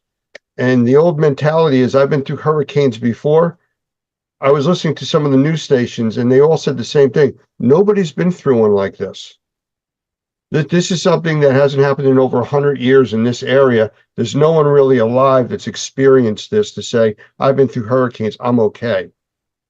So, you know, no matter how much you know and you think you know, there's always a lot of the unknowns. So, hey, so I got a question for you, and I've heard this, and tell me if I'm right, that if the swell comes up to like 12 feet, that could go in like 18 miles, right? Because Florida's pretty flat out there. yeah, well, they were talking about Tampa and they were talking about a 10 to 15 foot swell. And then they said 90% of the Tampa Bay area is only 9 to 10 feet above sea level or less. You know, it's like we talk about with mold and microbes. They don't stop at the door, you know, because you remediated one room. They just keep rolling. When Hurricane Sandy came through in New Jersey, that was one of the big things that they made a very large mistake with. They had all the floodplain maps and everything else that were drawn out. But 20 years later, after the maps were made, there's all kinds of buildings and roads and all kinds of changes that they didn't account for. You know, so it was completely different from all their planning. So there's things like that. You can't just rely on somebody saying, well, you're not in a floodplain, you're good. You know, down there, somebody, my brother-in-law was down there. He checked. I think he said he was about 30 feet above sea level. He's inland, probably about 20, 30 miles from the coast. And that's pretty high up for Florida. You know, for me, yeah, I'm not worried about that. I'm 49 meters above sea level. You know, if water gets to me, there's a whole lot of other problems. Yeah. But those are things that change. And a lot of times the government, people were relying on, they're not keeping up with this. For cost, for apathy, for whatever. So one thing, I have a question for you guys. A lot of my friends that do travel and do storm chasing and all this, well, they come from different areas. Maybe Dr. Gavin could touch on this too. When in Arizona, the humidity and the drying and the mold and the microbial is going to be different than Florida, right? And New Orleans, just like Alaska is going to be different than Australia. I mean, is there ways for these guys to start learning that? Because it's... Yeah, absolutely. I'll let Dr. Gavin answer your question for sure. But one of the things, being raised in the South, which I was, and living in a wet, humid environment, you can't just open the windows and expect to dry the house with 70% humidity outside. And usually it's higher than that. I think right after Katrina, it was like 85% humidity for weeks. And so, yeah, the drying process and just what we said earlier about following the science in terms of the drying process is so, so important. Mason, to your point, before Gavin answers the question, when Hurricane Sandy came through, a lot of contractors from the South came up to help out the New York, New Jersey metro area. And they're rebuilding roofs and things like that. And the question came up about, are you using ice shielding? They're looking at us like, what are you talking about? What is that? You know, ice shielding is something you put on the roofs 3, 4, 6 feet up from the gutters to prevent the ice damming. And there's a whole bunch of stuff. But they're rebuilding houses, not knowing about the science required for different climates, to your point. And that's a problem with people not being trained and going into these different areas. Gavin, I'm sorry, go ahead.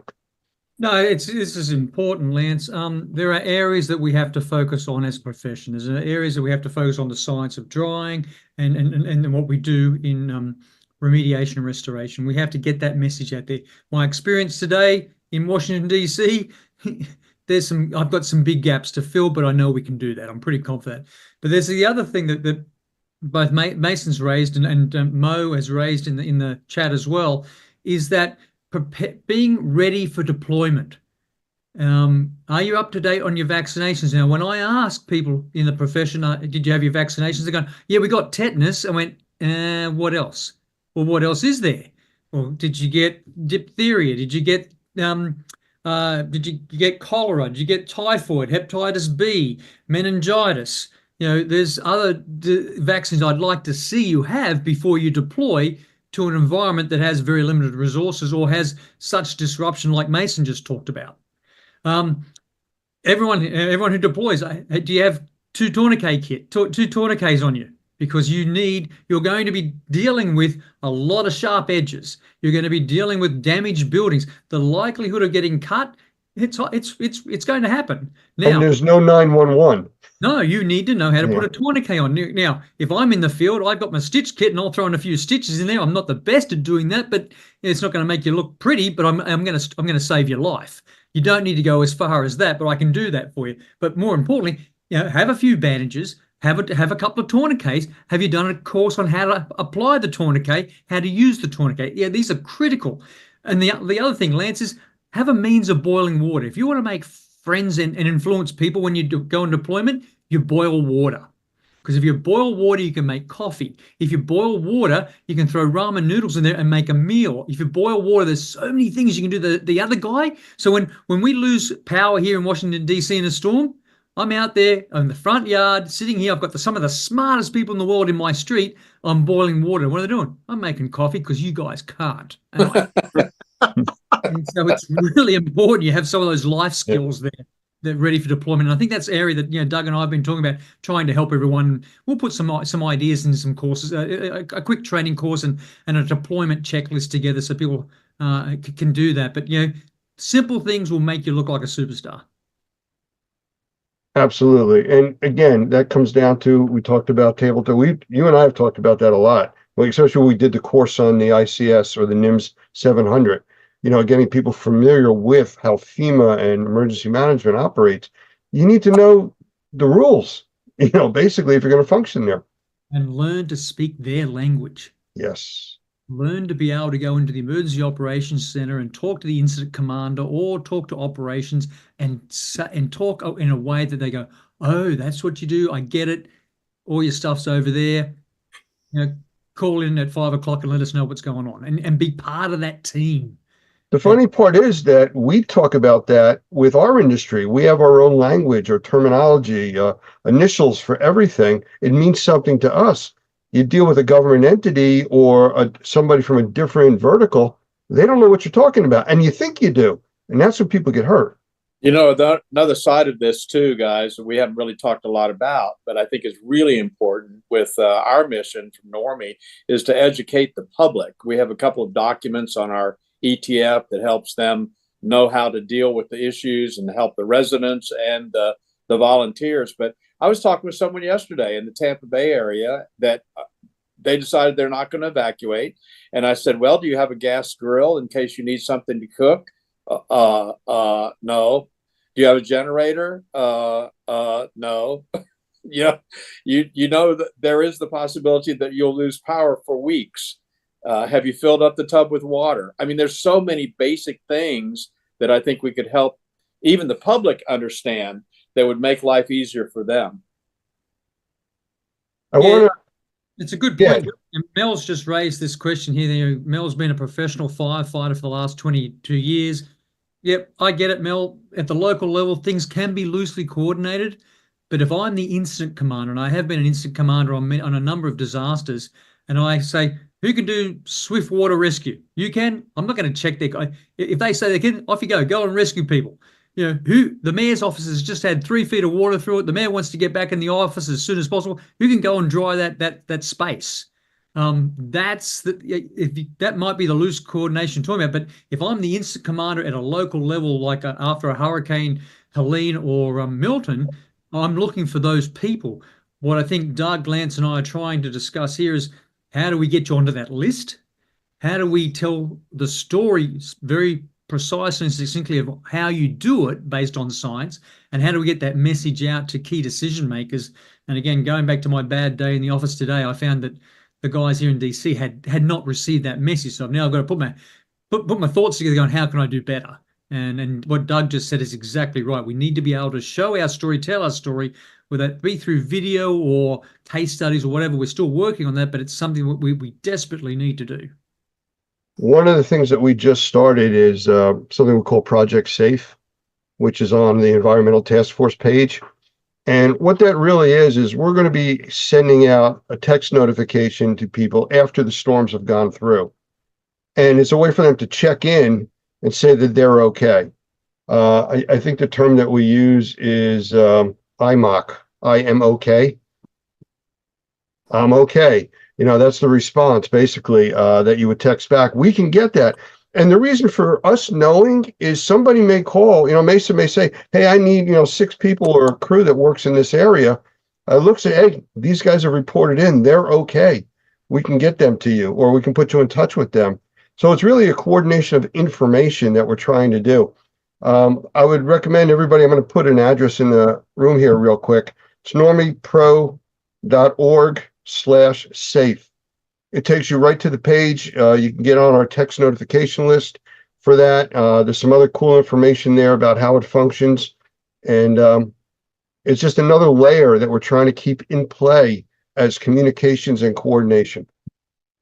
That's really critical, Lance, because I wanted to offer to everyone on this call today here and anyone who watches this video, if you're getting involved in recovery efforts, and there's a lot going on, as Mason's just clearly outlined, there's a lot going on. If you get involved and you need a credibility check, you need someone to say, to vouch for you, then I'll share you my cell phone number, call me and I'll beef it up and I'll say, yeah, based on your credentials, you can do that job. I'm sure Doug and Lance, yourself, we'll help you out. But that's the Band-Aid short-term fix. We have a bigger goal on getting everyone on a list and making them credible. We're not there yet, but if right now, if you find yourself in a situation where local authorities are not believing you can do what you do, then reach out to us and we will jump on the phone or whatever it takes to vouch for you and to say you're credible and you're trained and you're certified. Hey, Mason, you have any kind of last words? We're getting near the top of the hour. We don't have to go, but I don't want to hold anybody longer than they need to be here. So anything you want to get out and let people know?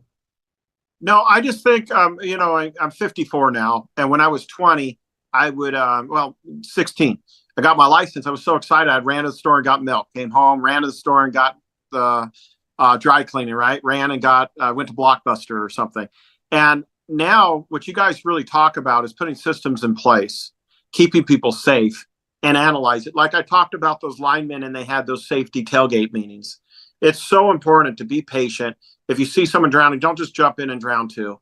Maybe find a rope or find someone to help you. I think what you guys are doing is credible. I'm learning a lot more. And like I said, I've been in the business since 94, so 30 plus years, actually 30 plus because it was March. And it's just amazing what's out there. And technology has helped us and hinder us, and people have changed. But I've never really thought about moving the assisted living until today, because it's not just moving people in an ambulance. It's also their medical and their care and where are they going to sleep and what do they need. So I'm with you guys. I'm blown away. I'm really, really worried about this one. I'm telling you, this one's worried for me. And just a quick correction, Lance. I know you meant well, but I think that website is normieproetf.org. Oh, would I type it wrong? Yeah, it could be. I was talking while I was typing. Sorry about that. I just put it in there. normieproetf.org. And if I can just add one last thing, Lance, too, that Sohan has mentioned in the chat kindness and empathy. Tom Martin has talked about children. If in all the disasters, all the emergencies that I've gone to, as well as the training I do now, if there's one big gap in everything we do, it's how to deal with children. And if you're in that situation, whether it be in Florida, North Carolina, Tennessee, Georgia, and you're dealing with children, the best advice I can give you is be kind. They are confused, they are traumatized, they don't understand the situation. When you are trying to do the work you're doing or you're dealing with a community or a situation, kindness is the answer for children because we lack training on how to deal with kids in emergencies and disasters. We really their medical needs are completely different also, even more so than the elderly because their bodies haven't developed the defenses they need, especially with Cat 3 water and things like that. The blood-brain barrier, I think it's 7-year-old. Anybody younger doesn't have the protection. I mean, there's all kinds of things like that people don't know about or think about. And you can't just treat a kid like you treat an adult. Completely different. And trying to explain, Lance, that the building is unsafe after it suffered significant water damage is really hard for a kid to understand. So, Dr. Gavin, I got one for you. Fires in California. We had a really bad fire, and Becky was a little girl at the time. And the fire was right up to our house and the smoke and all that, and no one could go up the hill. And she called me and she's like, "Hey, Dad, I put all the stuff that I wanted on my bed, and no one could get up the hill." So you have to do the right thing and explain to them that, they're young, 6 years old, 5 years old, and you have to explain to them, hey, that could be replaced. But I have a friend that's in Tampa and he said, "Hey, Mason, should I stay or should I go?" And I go, "You're a grown adult, but you're the protector. Your wife and kids, you should let them go. What are you out? A few days of work, a hotel. If you need something, I'll Venmo you." I go, "That's minor." So when it comes to kids, I think you get them out of harm ways, right? And we're protectors. And it's a really good point, Mason. So much emphasis, or we see on TV, the internet, the media at the moment, is on this category, which is based on the wind speed. That's not our business is water damage. And there is, we saw this significant surge, rainfall. That's the emphasis that should be made now. You're going to get a significant storm surge. It's going to be above my head. We're going to see significant rainfall. That's why you get out. We've got it all backwards. We focus on this wind. If your house is built to code, what was it? But since 2006 or thereabouts, Doug, I think all those buildings had. Yeah, that's right. Hurricane Ian showed us. Hurricane Ian demonstrated those houses were still standing at the end of the day. The houses that were built before 2006 did not be up to code. They're gone. And so it's so critical now that we focus on what are the real risks, and what are the and risk. We use risk as defined by likelihood and consequence. Likelihood: this is going to be a significant water event. And that water is going to lead to drowning, water damage to buildings. It's going to lead to toxic water, contaminated water. And that's the key here right now. And I was saying this to Lance today. I think we were both watching the same television this afternoon for an update. And we went, the message is not coming across.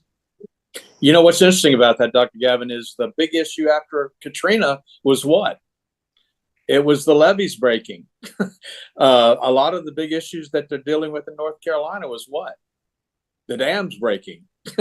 So, there's a tremendous, I think you're exactly right. It's not only the storm surge, but the just tremendous amount of water. And of course, I was raised in Tampa, so I know that the water goes away quickly with the sand. But when you're overwhelmed, I also remember how quickly the roads filled up with water. And so, yeah, you're exactly right. It's not just about the wind. And when I went down to Fort Myers and Naples after Hurricane Ian, it was a couple of weeks afterwards, Doug, the number of skin infections people had skin infections. Well, we've always seen skin infections after hurricanes. It's a known, this is a known thing. This happens. You get that water there is contaminated. It's toxic. You're going to get skin infections. And we go, oh, I didn't know we're going to get all these skin infections. Yeah, yes, you did. And then we had no way of treating those skin infections. So therefore, people trying to do recovery work were now being, are now being affected, impacted by skin infections. You're going to get that, guys. And so when you deploy, you need to take something in your kit that addresses those skin infections. Well, we are at the top of the hour. I know Mason has some serious traveling ahead of him in his very near future. I think glutton for punishment is a term, right? You just got home and you're heading back out again. So I applaud you for that. Just take care of you. Right. Well, thank you. You don't become part of the problem. Yeah, that's the truth. Yeah. I'll stay on the weak side. I'm gonna go in after the storm hits, but I'm gonna get over to Pensacola area, Tallahassee, and then go down there. No, very, very proud of what you do, Mason. And again, we're all about building a team and building many more Masons so we can actually do this more professionally. But very proud of what you do, mate. Thank you so much. Yeah, thank you, Mason. Really appreciate it. Yeah. And I want to thank everybody that's been here tonight. We appreciate you taking the time to be with us. Any of you that are in, I'll say, harm's way, please be careful. Please listen to, the evacuation orders if you still can evacuate. And those of you on the East Coast of Florida, you're not out of the woods because you're on the East Coast. This is still going to be a hurricane coming across. So please be careful and don't get complacent. I would say too, Lance, anyone on here that is going to deploy like Mason is just drop us a line so we know where you are. It always helps to let us know that you've deployed, and then we can keep tabs to make sure you're safe. I'm going to bring that website up real quick just to show everybody where they can get on the text list. So give me 1 second to share my screen.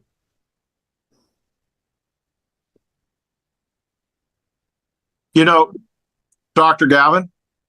Yep. Hey, I had a weird one. One of my friends' kids play football, and they all share that big old water thing in the thing, and they're all getting strep throat. They have a water fill station out there, so they all get drinks. Is that crazy? No, it happens. Yeah, I couldn't believe it. And Mason, it's preventable. Yes. Just want to point out real quick, if you go to the Environmental Task Force page, and I'll start with the homepage here, normieproetf.com or .org, either one will get you there. There's a lot of information on this site for you, but what I'm talking about is under Project Safe up here in the upper right corner. Again, more information here explains what we're doing, but to join the text notification list, this is our main number at Normie, 877-251-2296.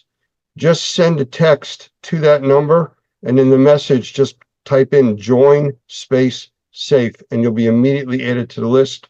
You get a text notification that you've been involved, and it's all about staying in contact.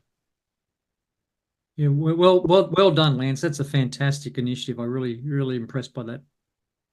All right. Well, thank you all very much. We're going to stop the recording on this now. If anybody wants to hang out and still chat, you're more than welcome to. I don't want to chase anybody away, but I'm trying to respect Mason's time here because he's got a long way to go. So just remind everybody that in 2 weeks, or about 2 weeks, the 4th Tuesday of the month, we'll be doing another training here, 8 p.m. Eastern, 7 p.m. Central, for Normie recertification credits. And don't forget to log your CEUs for tonight. Stand by, everybody.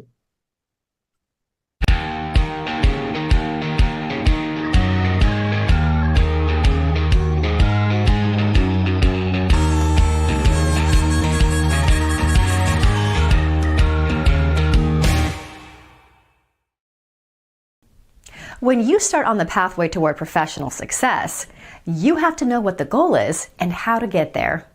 Normie exists to help in that process.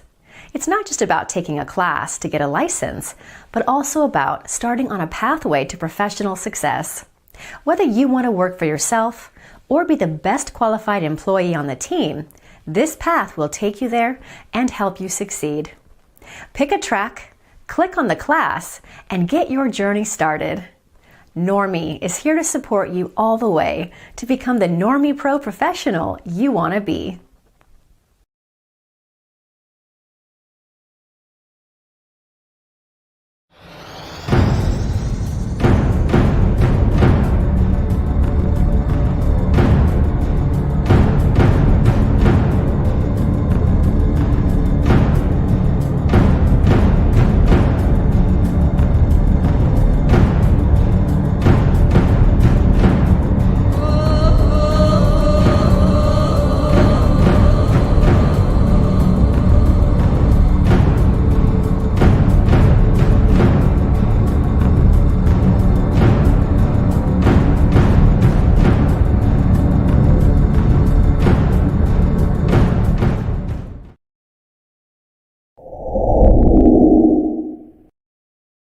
I want to welcome Douglas Hoffman, the Executive Director of NORMI, which is the National Organization of Remediators and Microbial Inspectors, to our episode today.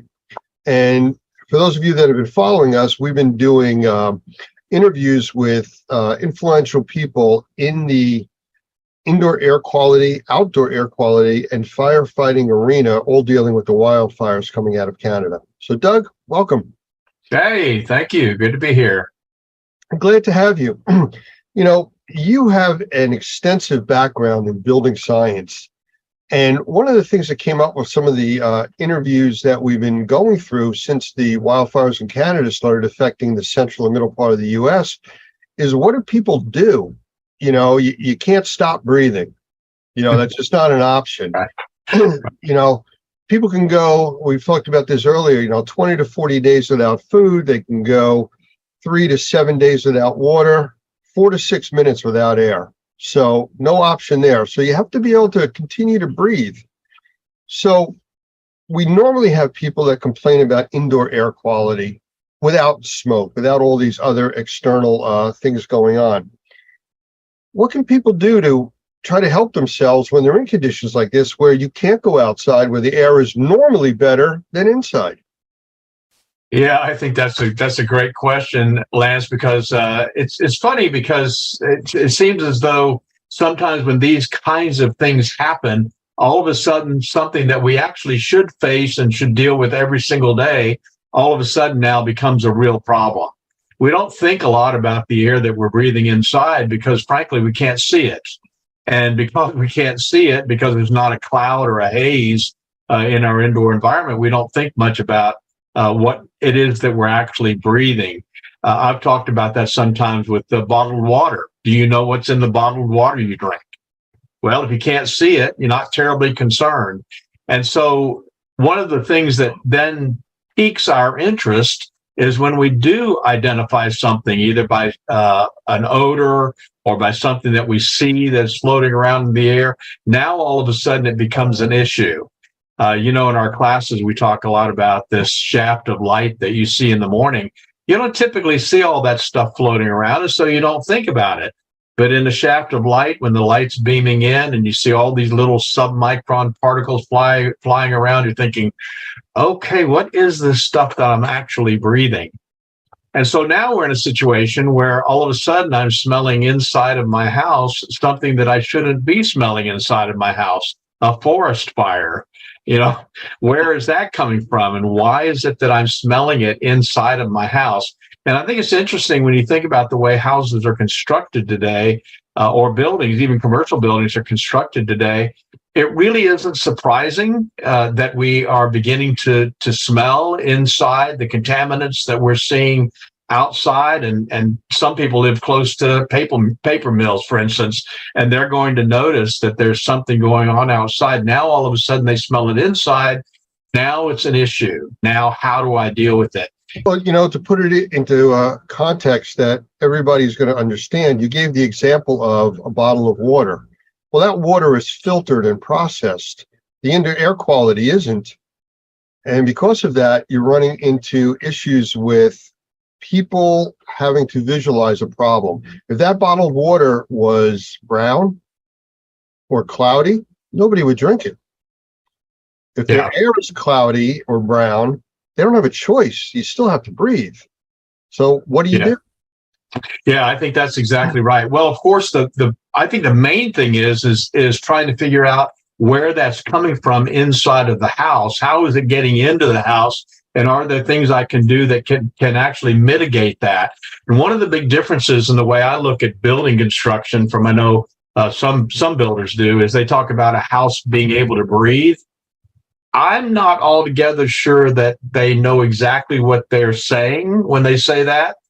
Does a house need to breathe? Well, it certainly needs to have balanced pressure of some sort, but if the house is pulling in things from the outside, say it's under negative pressure, you're creating a vacuum inside the house. What is it that you're pulling in from the outside, and where are those contaminants coming from? You know, the smoke that we smell is not just a problem because we're smelling it. I'm sure you've already addressed through some of the people that you've talked with, there are some pretty strong contaminants in that smoke that we're breathing. And how do you mitigate that? How do you keep that from coming inside of your house? So I have a couple of suggestions that might help when you start thinking about things like air infiltration issues, the idea of fresh air makeup. Fresh air makeup, of course, is a great idea to bring air in from the outside through your air conditioning system. But the question is there a way to reduce that or to mitigate that? So I have some ideas that I might be able to share here that people could do pretty quickly to begin to seal off what's going on the outside. That's at least one step, and that's to begin to seal up that environment so that you're not bringing stuff in from the outside. That was one of the questions and concerns that came up when I actually did an episode with Michael Pinto over sensitized individuals, that normally indoor air quality is up to 10 times worse than the outside air. So people that are sensitized, which is like 20% of the population, they go outside to feel better. When the outside is, so choked with smoke from forest fires, thousands of miles away, what do? Now you got to retreat back to the area that's a problem. Yeah, that's exactly right. So for sensitized individuals, one of the methods that we use to determine how are those things getting inside the house is by doing what's called a blower door test. And essentially what they do is they take off the front door and they'll install a door that has a gigantic fan on it. And then they'll turn that fan on and put the house under negative pressure. Essentially what you're doing is you're creating a vacuum inside of the home. And guess what happens when you do that? Now, all of a sudden, you're pulling air in through the cracks and crevices around the windows, cracks and crevices around the doors, places that you don't really even think about. A lot of people don't realize that wall cavities, exterior wall cavities, actually breathe. And what I mean by that is that moisture and vapor will actually move through those walls. And so now all of a sudden, when that house is set up under negative pressure, and you run a blower door test, created that vacuum, now what you're doing is you're even pulling it through the electrical outlets. And whatever is in that wall cavity is now coming into the air that you breathe. And that may sound really like, that's a little too detailed for me. Do I really need to be that concerned? But that's the answer as to where are those things coming from. They're coming from the outside. Even if you kept your doors and windows closed, you're still going to smell that smoke that's from the outside. And whatever that smoke is carrying, you're actually going to be breathing. I'm in New Jersey, and we were directly affected by the smoke coming out of Canada from the fires. And 4:00 in the afternoon, the sun's high in the sky. We went through 3 days of not a cloud in the sky, and it looked like sunset. I have some incredible pictures of that. But because of that, trying to close up your house and make it airtight doesn't seem to work either. There's got to be a balance. There's got to be some way that you can survive inside and out other than just running away from the entire part of the country. Well, I wish there was an easier answer, but there really isn't. I think that you do have to do the best you can to seal up those cracks and crevices with weather stripping, with caulking. They make a little product called a door saddle that fits on the bottom of the door where you can slide that down and tighten up the threshold so that there's not air coming in from underneath the door. I think once you do that, of course, as we've always said, it's got to be a holistic solution. That's at least part of the problem. But if you can take the time to seal off some of those entry points where the smoke is coming in from the outside, then you can address the indoor air quality with good filtration, good purification, those kinds of things that are more proactive in terms of oxidizing those contaminants that are in the air. So it definitely can be done. I think it's just maybe a little more effort than most people are willing to take. I think they'd almost rather go to the mall. During those 4 days that we had the really bad smoke conditions here, I have monitors all over the place. I have outside monitors, inside monitors for my air quality and conditions. And I have one unit called a Fubot, which I know you're familiar with, in my office. I intentionally in my office did not run air purification, and I had a door open. I was keeping it open to the outside. The thing was glowing so bright orange. You probably saw it from Louisiana. You know, it was, it was just the air quality was absolutely awful. In the house, where I kept doors, windows closed, and ran a lot of purification technologies, very proactive stuff, it was really fine. There was no odor inside the house. Whether I think we went a little bit on the positive pressure side, which would have helped with that also, you know, keeping everything out. But there was a tremendous difference with that. I have graphical readings that I actually show in an interview with Dr. Gavin McGregor Skinner that shows in the morning before the smoke hit the first day, everything was very low, almost not detectable on outdoor air quality. And as it hit, it spiked really high and stayed there for almost 4.5, 5 days. Slowly started to go away. But, you know, it went away. And again, people go back to the out of sight, out of mind philosophy. I don't see this going away. There's a film all over everything that's out there, from the smoke, the ash that was out. What kind of concerns are there for long-lasting effects from the stuff that people have breathed in and what's still out there?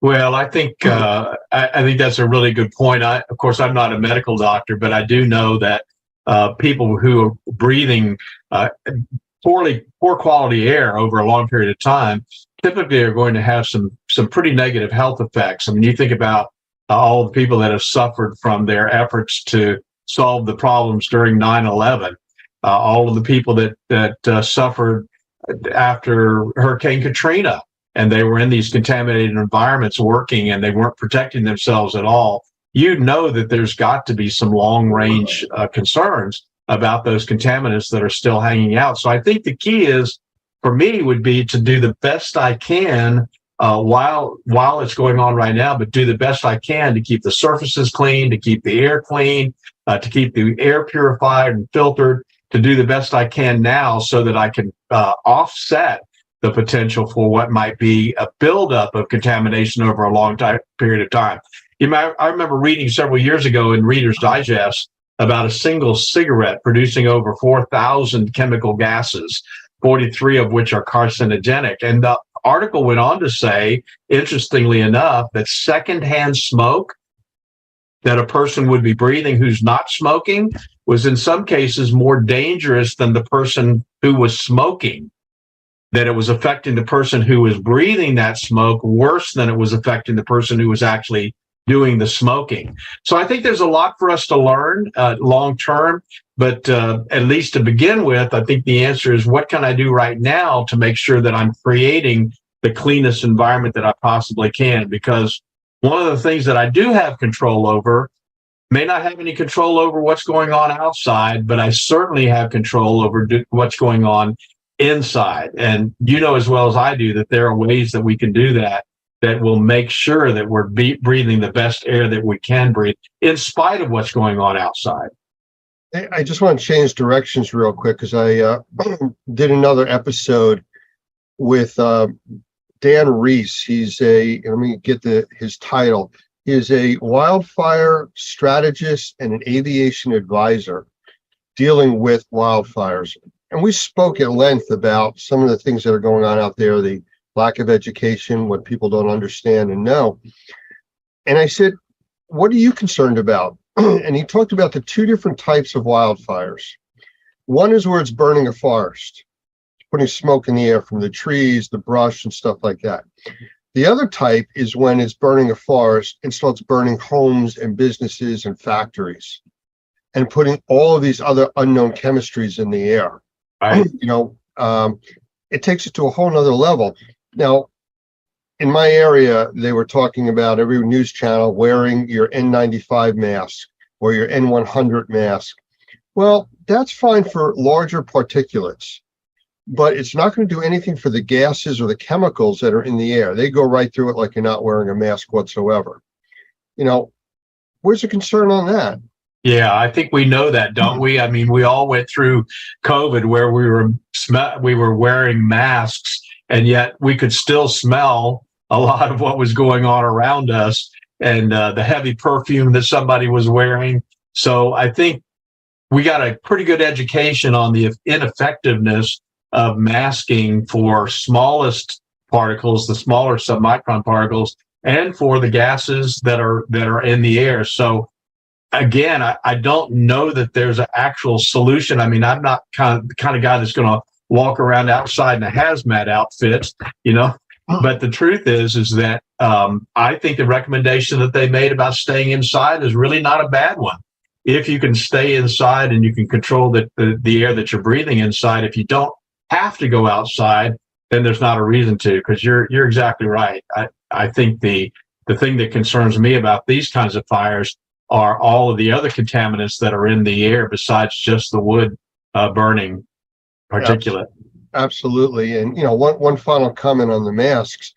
Wearing a mask is going to help, but you can't get that full sense of security saying, oh, I'm wearing a mask, I'm protected, because you're only protected from some of the larger particulate, not the gases, the chemicals, and everything else, just like viruses would go right through a mask. So that's a definite concern. So without rebuilding your house, preparing for the next time the wind shifts and blows the fire smoke this way, which it's going to happen again, just because of weather conditions and everything else, what can people do? Well, so several years ago, you probably remember the Colorado fires, and we had a lot of contact with some folks that actually lived there. In fact, one of our real good friends lost their family cabin from the Colorado fires. They lived in Colorado, but they also had a separate place, which was their cabin, and it just burned to the ground. And as soon as those fires started, we sent them some proactive air purification technologies. And I don't know how much you want to talk about that, or if you've got other people you want to talk about those technologies, but I'll tell you that I'm convinced that that's one of the first things that somebody could do to deal with the particulates and the chemicals and the odors, something holistically, proactively that could be put in the environment to actually purify the air. So I think those two things kind of go hand in hand. One is do the best you can to seal up the environment with, again, weather stripping, caulking, saddles on the doors, exterior doors to close up the thresholds and keep those tighter. Put on insulators on the electrical outlets to make sure you're not pulling air in from the wall cavities. Those kinds of things to me is absolutely a first step. And then the second step would be make sure that I've got really, really good air purification technology, something that's got a good HEPA filter, got a good PCO technology or ionization technology that's going to get rid of those chemicals and those odors and those particulates. Something holistically, proactively dealing with the air quality. That's where I would be.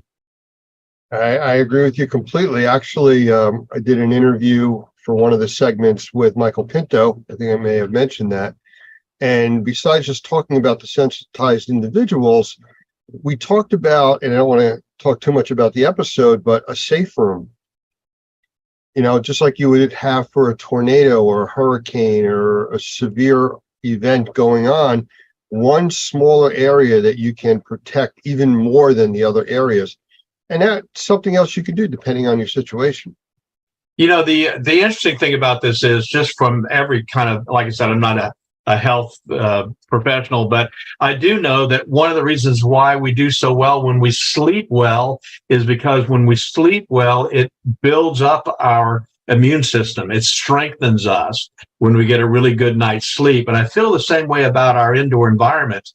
If I can create a safe environment in which I can breathe good quality, clean air, at least as good as I can, compared to what might be going on outside, or just like drinking purified water over a long period of time, when I'm exposed to that bad water at the restaurant or somewhere else, one time, it's not going to affect me because my immune system is strong enough to be able to deal with those periodic times that I'm having to deal with contamination. So I think in the long run, it's creating a lifestyle in which I'm creating the cleanest, healthiest, safest indoor environment I can for myself in every way that I can, so that when those times come where I can't control the environment, at least my defenses are up to a point and my immune system is strong enough that I can deal with those issues. And I think that's the idea of the safe room. I'm big on creating a safe house.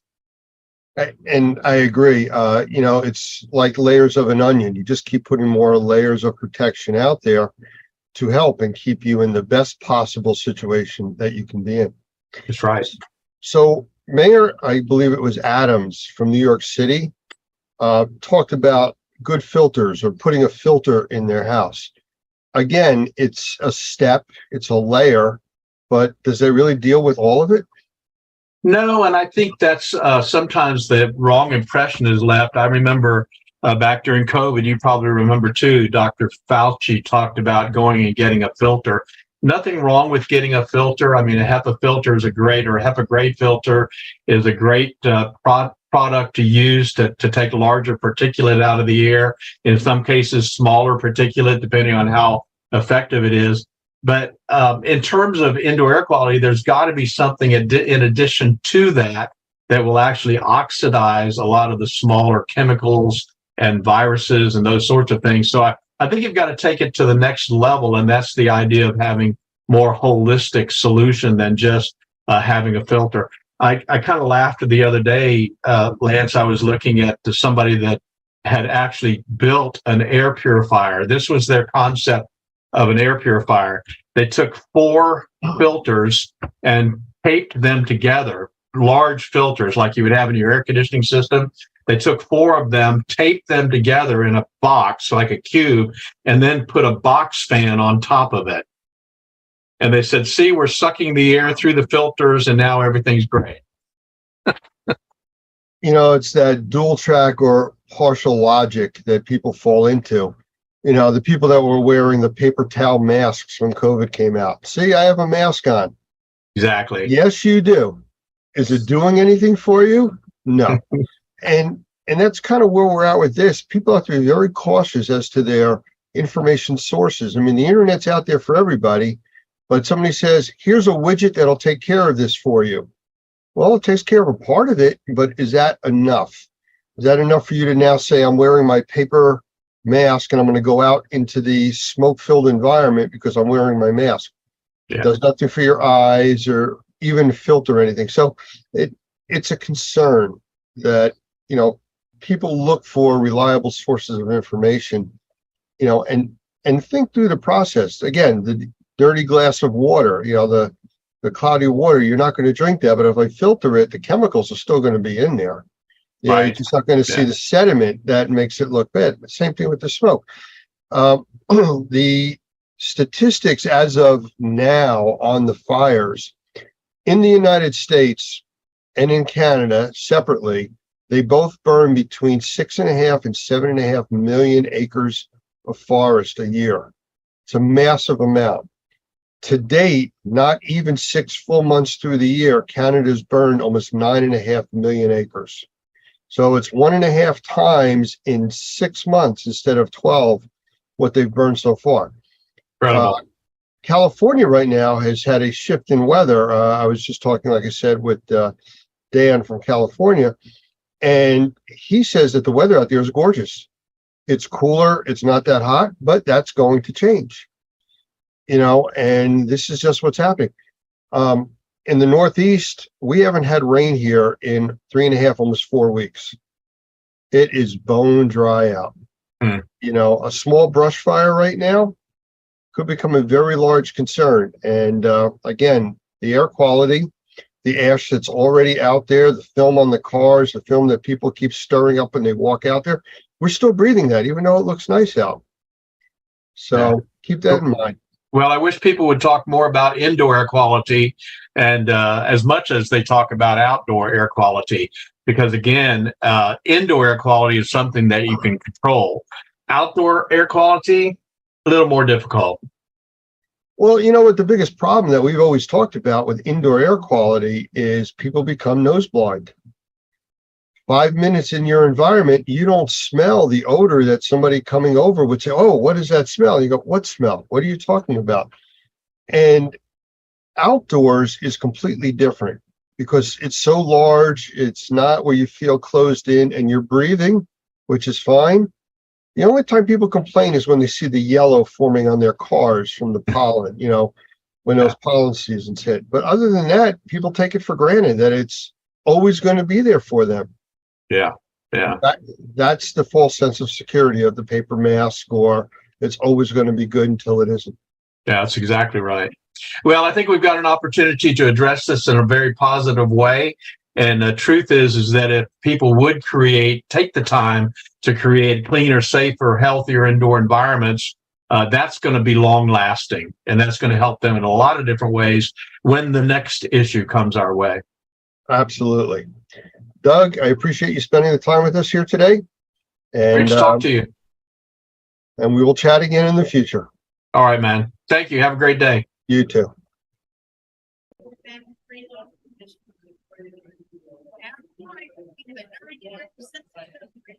Okay, everybody, we're back here live again at the Expedition. I have another interview to do, and we're going to be talking with Mark from Respiratory Labs, correct? Did I get that? That is correct. All right. What was your last name? Ratako. Yeah, I knew what it was. I wasn't going to try to say it, so bear with me on that. So tell us about the company. So I always think it's helpful to give a little background information about myself. I had a mold remediation business up in Portland, Oregon. Started that in 2011. Very fortunate enough to sell that in 2022. And at the time, we were doing about 4,000 mold remediation and assessment jobs a year. And one of the frustrating parts for me was, as an owner, we had individuals that no matter what we did, there's something in that space that was making them sick. And we couldn't determine what that was. It didn't matter whether we did, indoor air quality, VOC canisters, brought in industrial hygienists. There was something they couldn't go back in.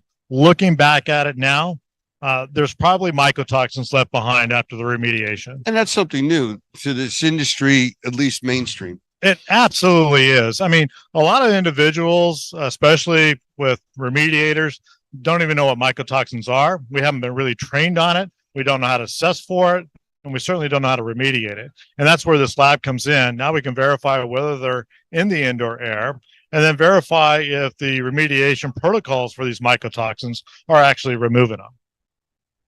Okay, and I've heard that some of these mycotoxins almost act like tar balls. They're sticky. They're hard to get off of surfaces. Yeah, they're very sticky. And, one of the things, because now that we're able to test the indoor air, we were able to determine actually how they're becoming airborne. And a couple of ways that we saw was, one, through the evaporation process, we're drying down these structures.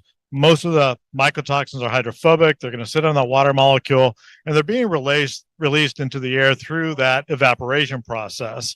We also tested a lot of, HEPA scrubbers. Most of the ones that we tested, we didn't find one that were actually removing the mycotoxins. They're actually increasing it. I'm sure there's something out there that actually works. We just haven't been able to find that and verify it.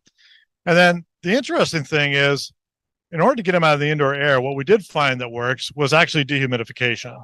So dehumidifying the environment, actually removes it from the indoor air. So there are methods to actually, test if it's there, and then also see if it can be removed, down to acceptable levels. Well, that seems like an entirely new path for training, because that's contra, I guess, everybody air scrubbing. Like I said, there may be some air scrubbers out there that actually work. We just haven't been able to validate them yet. And I'm hopeful that there are. The more methods we have to remediate these mycotoxins, the better the industry is going to be. I really think the industry has to start looking at mold and mycotoxin remediation, not only on the testing side, but also on the remediation side. Otherwise, we're potentially opening up ourselves to liability. So do you still do remediation work now? No, thank goodness I no longer have to do remediation. No more. Just consulting at this point? Or are you trying to avoid that too? No, trying to avoid that too. Our goal is just to be a lab, but because we're a lab and we're actually the only lab here that is actually testing using our system for airborne mycotoxins, I get a lot of questions on how to remove them from protocols, things of that nature, products. We don't want to be in that position. That's why we're excited about our partnership.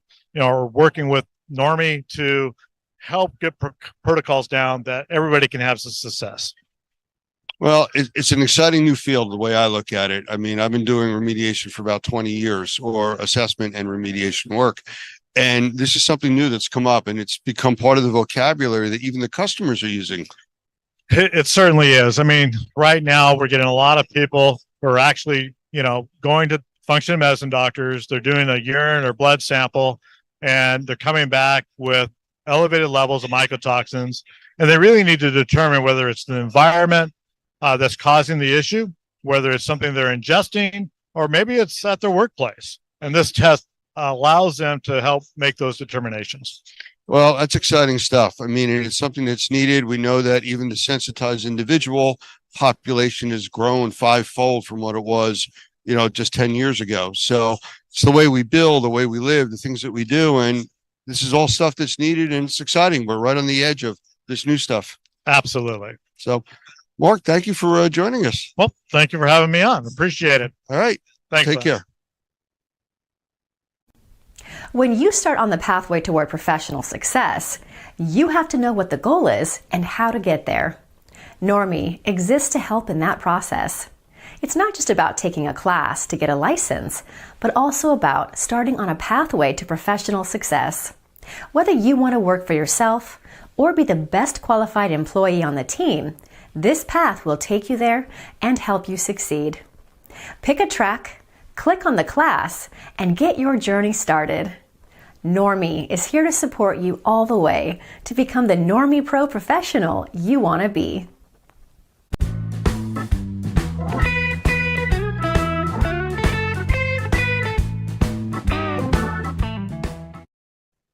We hear about it in the news. It's an issue that we all want to be aware of. We need to be aware of it, especially in the cleaning industry. What are we talking about? Meth contamination in facilities. We know what happens. Today's episode is going to spotlight what we need to know right now in the cleaning industry. With me today is Dr. Gavin McGregor Skinner, the Senior Director of GBAC, and also Scott Vogel, the Chief Operations Officer with EmergiClean in New Jersey. And I'll say this before I let them talk. They have a lot of initials after their names. I don't have any, so I'll just ask the questions. So, Gavin, Scott, welcome. Thanks, Jeff. Thank you, Jeff. Thanks for having me. Well, let's get right into this because we want to help the industry. Gavin, let's start with you. Why is meth contamination cleanup in facilities, that topic, so important for us? It's back in the media, Jeff. Drug use in public spaces is everywhere. It happens. We know that. But more importantly, exposure to drug residues is a known risk for every cleaning professional. And I just wanted to highlight, Jeff, what's happened in the news this week.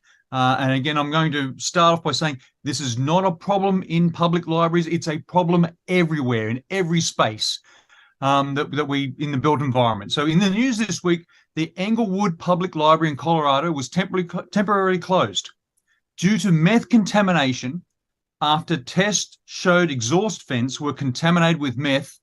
Now, this is important, above the Colorado state threshold levels. So you might think, why was this library tested? Well, because another library in Boulder a few weeks ago, about 35 miles from Englewood, was recently closed due to meth contamination. Now, the tests that were done on January the 6th at Englewood Library were done as a proactive measure. The results showed the restrooms exceeded state thresholds for methamphetamine contamination, but there are other spaces in the library that reflected lower levels of contamination, but they were still contaminated with meth. And I just wanted to highlight for everyone, Jeff, but in 2021 and now 2022, in 2021 specifically, more people died in the US from drug-induced deaths. Most were overdoses from meth and fentanyl. And if you look closely at this data, yes, you see meth increased and there were more deaths in those cases where it's always been used, but it also appeared in other parts of the country where it was previously unheard of. So again, I want to emphasize, Jeff, it's not a problem just for libraries. It's a drug use is in public spaces everywhere. And this is a known hazard for every cleaning professional in the cleaning industry.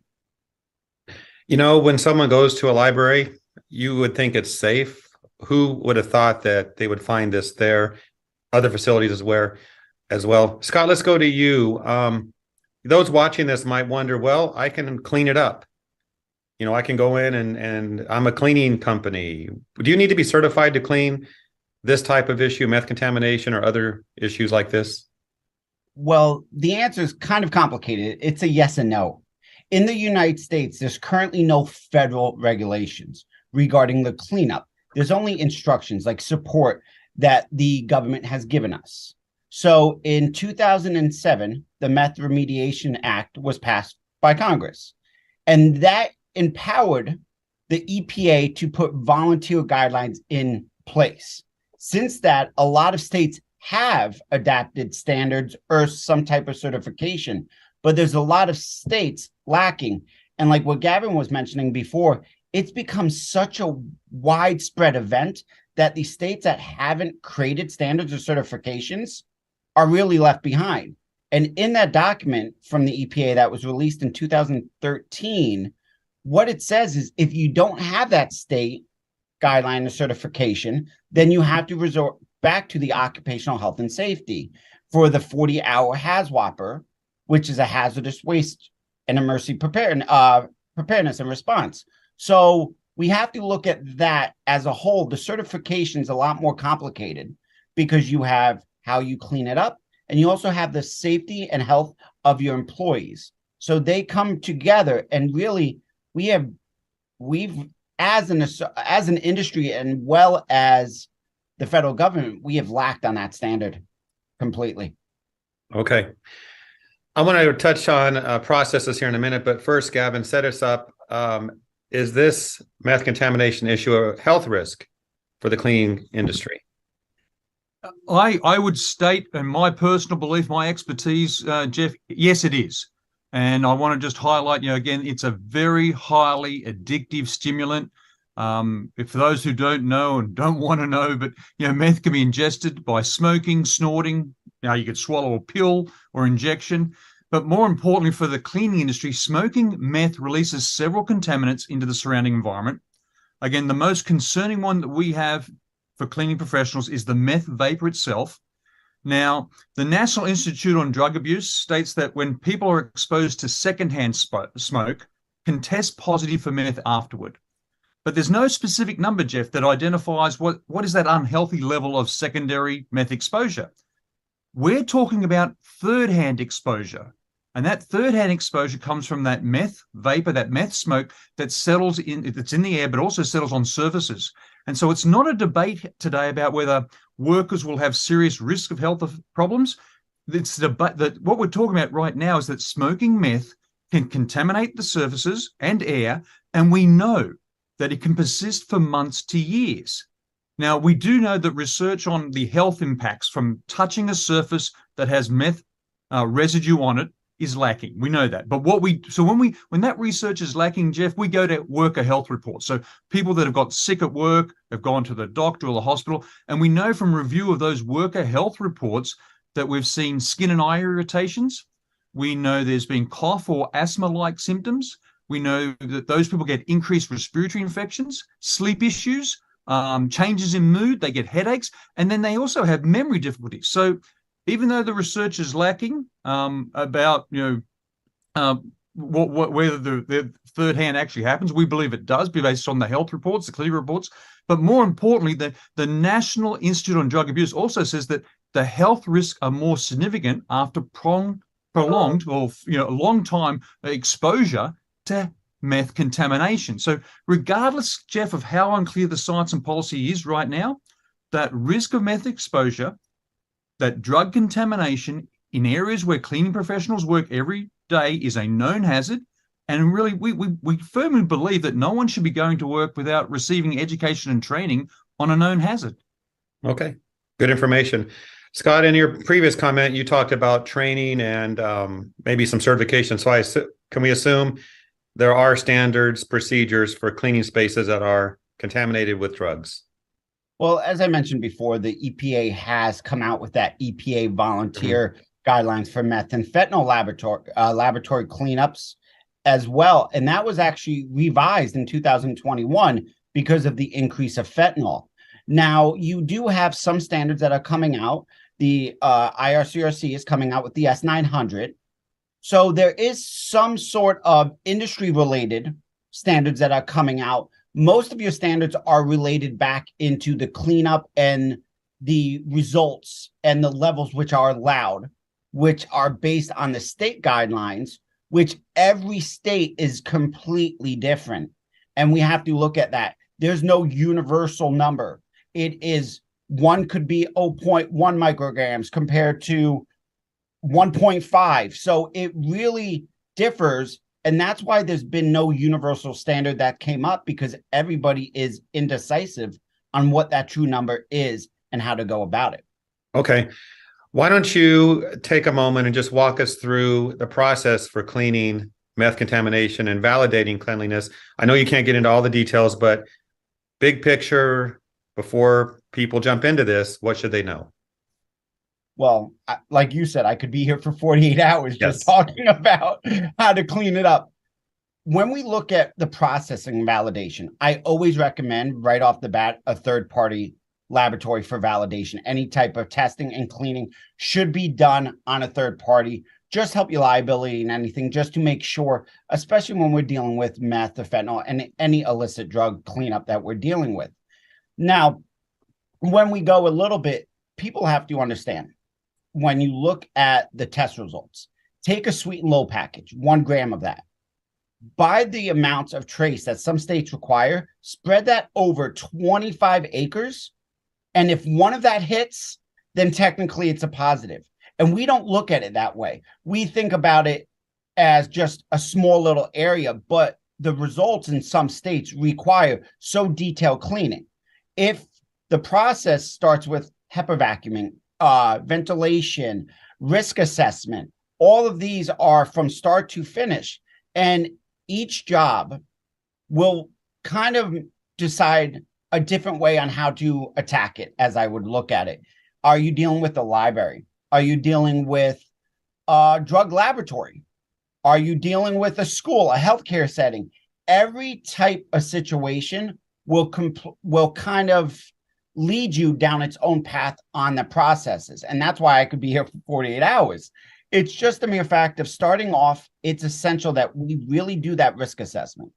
And then following, for example, the EPA guidelines. It's a really good package. They talk about HEPA clean, vacuuming, wipe down. They talk about all of that. And there are some third-party schools out there as well. But when it comes to the processing, really start and understand the beginning needs a risk assessment, and you need to know what you're going into. And then on back end, when it comes to validation, because what I talked about and how such a small level could make you fail, you have to have that validation from third party. And separating the cleaning from validation is essential when we deal with illicit drug cleanup from meth or any type of fentanyl, any other type of opioids. Okay, well, I think I'm going to cancel my plans to get into the industry and do that kind of work. I'll leave that to you, expert Scott. Thank you for the details. Gavin, let's have you wrap up this episode and just talk about the big issues for the cleaning industry and what we need to know moving forward. Yeah, totally agree with what Scott just said, Jeff. Again, let's focus back. Cleaning is about removing contaminants. Cleaning is based on science. Again, you and I have talked about this a lot, Jeff. What you can't see can hurt you. So it's not a matter of waiting for the document to be written or the policies there. It's the fact that this is a known risk right now. And when it's a known risk, again, I totally agree with what Scott said. We need standards for testing, we need standards for cleaning, and we need standards for validating.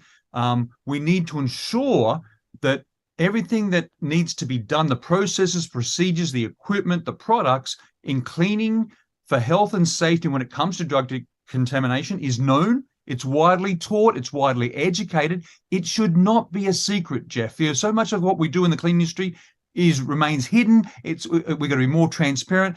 Everyone in the industry right now should be trained, educated on how to clean up for drug contamination. And I thoroughly believe that, because from the data that we've seen across the country, that risk is just about everywhere.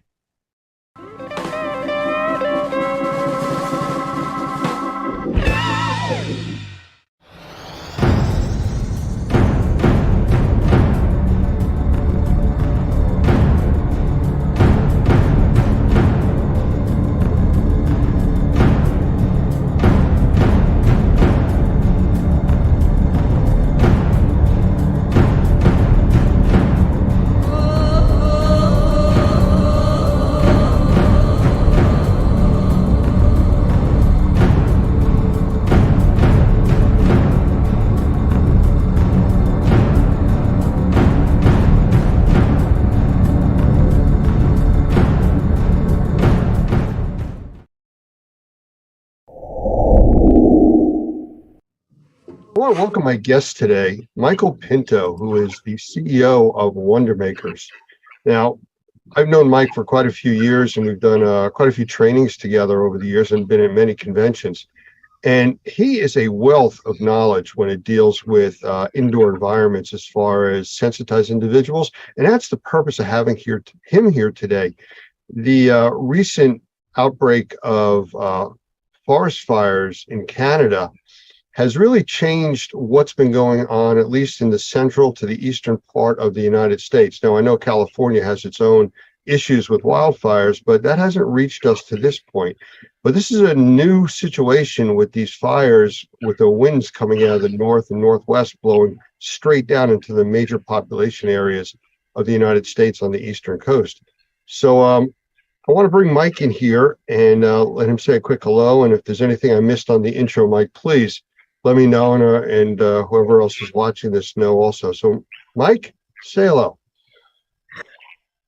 Well, thanks, Lance. I appreciate being here very much. What I would say, however, is that it's not just the eastern coast. That smoke plume from the Canadian forest fires is literally cutting across the good section of the Midwest, too. So here in Michigan, we're not quite as bad as you guys out there on the East Coast, but it's not good either. Well, I was going to ask you, I mean, you're obviously further north and closer to the Canadian border than I am. I'm in New Jersey. Is it affecting you, and how is it affecting your area? Well, yes, it is affecting us. And as I said just a moment ago, it's not good. Anytime you get outdoor air quality that's worse than what you typically get inside, that's a whole flip on the issue in terms of the things that we're used to thinking about and even teaching in a lot of our classes, because the standard line from the EPA is that the outside air can be up to 20 times cleaner than the inside air, and people spend 90% of their time inside, and so bad indoor air can cause a real problem. And a lot of us in the industry are focused on that, and then when we are faced with a situation like this where the outside air is dangerous to people, and that is the case, it is literally dangerous to people, then what do? Where do you go to hide, so to speak? So it is impacting us here in the Midwest. The way that it sets up, there's kind of like an arc of smoke that's coming down from Canada, and we're on what would be the left-hand edge of that arc here in Michigan. And Lake Michigan seems to be the borderline in terms of keeping the clean air, over to Chicago and to the west. But right down through Michigan and Indiana and Ohio, and then over Pennsylvania, New York, New Jersey, the entire East Coast is pretty well hit right now by the residue from the forest fires. Yeah, we've seen, especially wintertime with Lake Michigan, it creates its own weather systems. So I could see how that would become a border, keeping the weather at bay or the smoke at bay in that part. But, what's really interesting is all the news stations, that's all they're talking about now, the unhealthy air conditioning outside and inside that we have to deal with. And, this is kind of like the dirty water glass scenario. We know it's in the outdoor air and the indoor air all the time, and you can't see it, so nobody pays attention to it. Well, not nobody, we do, the industry people do. But if you were to hand somebody a glass of water that had a brown tinge to it, it was discolored, people wouldn't drink it because they could see it and they would know there was things in there that they don't want to take in, even though it does contain, mercury and all kinds of other nasty contaminants regularly. And the same thing that's happening now with the air quality, people can see it. And that's really, I think, what's jumping out and causing people to really take notice to what's going on. You're absolutely right. Normally, the outside air is much better than the inside air. So when people are inside, they normally go outside to breathe better, and they can't in this case. They have to hide inside. So that brings us to the sensitized people that we were talking about. This is something that's, very close and dear to you. We deal with it on a daily basis here at Normie with people that can't get help from regular assessors, remediators, people that are in the industry, which is why you have a class. You're the lead instructor, the NCRSI class, the class for sensitized individuals. Actually, it's teaching remediators how to deal with them. And also the certified mold professional, which is expanding even beyond that. So those are two of your specialties. And with that, maybe you can answer this question. How come the outside air right now, obviously beyond people being emotionally reacting to it, so troublesome for sensitized individuals, even more so than regular people? Well, what I would start off with is saying that I think when you're dealing with outside air like we are today, it's everybody has to be concerned about it. The difference is that the sensitized individuals have to be concerned at a higher level than even the normal folks. So I'm sure you've heard over there on the East Coast, they're canceling certain sporting events and outdoor activities and things like that because the air just isn't healthy. And so you want to be, limiting your amount of exposure, just like we tell people in a, water damaged or mold damaged house. Sometimes they have to get out of that house to protect their health. The problem here, of course, as we've been talking about, where do you go if it's the whole outside that's contaminated by the forest fires? And so we're literally looking at it, flipping the whole script upside down, if you will. We now have to think about the houses and the air in the houses being a refuge for the people from what they're potentially going to be exposed to on the out of doors. And for the sensitized individual, it's even more significant for them because a lot of times we talk about mold sensitized individuals, and that's where it starts. But virtually every sensitized individual that I'm familiar with and have worked with over 20 plus years now, they develop cross sensitivities. So they start out with a mold exposure that causes a decrease in their health, and then they become sensitive to other things. They become sensitive to tobacco smoke that they weren't sensitive to before. They become sensitive to some of the chemicals like, low levels of formaldehyde in the home that perhaps they weren't sensitive before. Perfumes, all sorts of things. They develop these cross sensitivities. And when we're dealing with the outside air that's impacted by the wildfires, it's particulates, it's volatile organic compounds, and it's gases.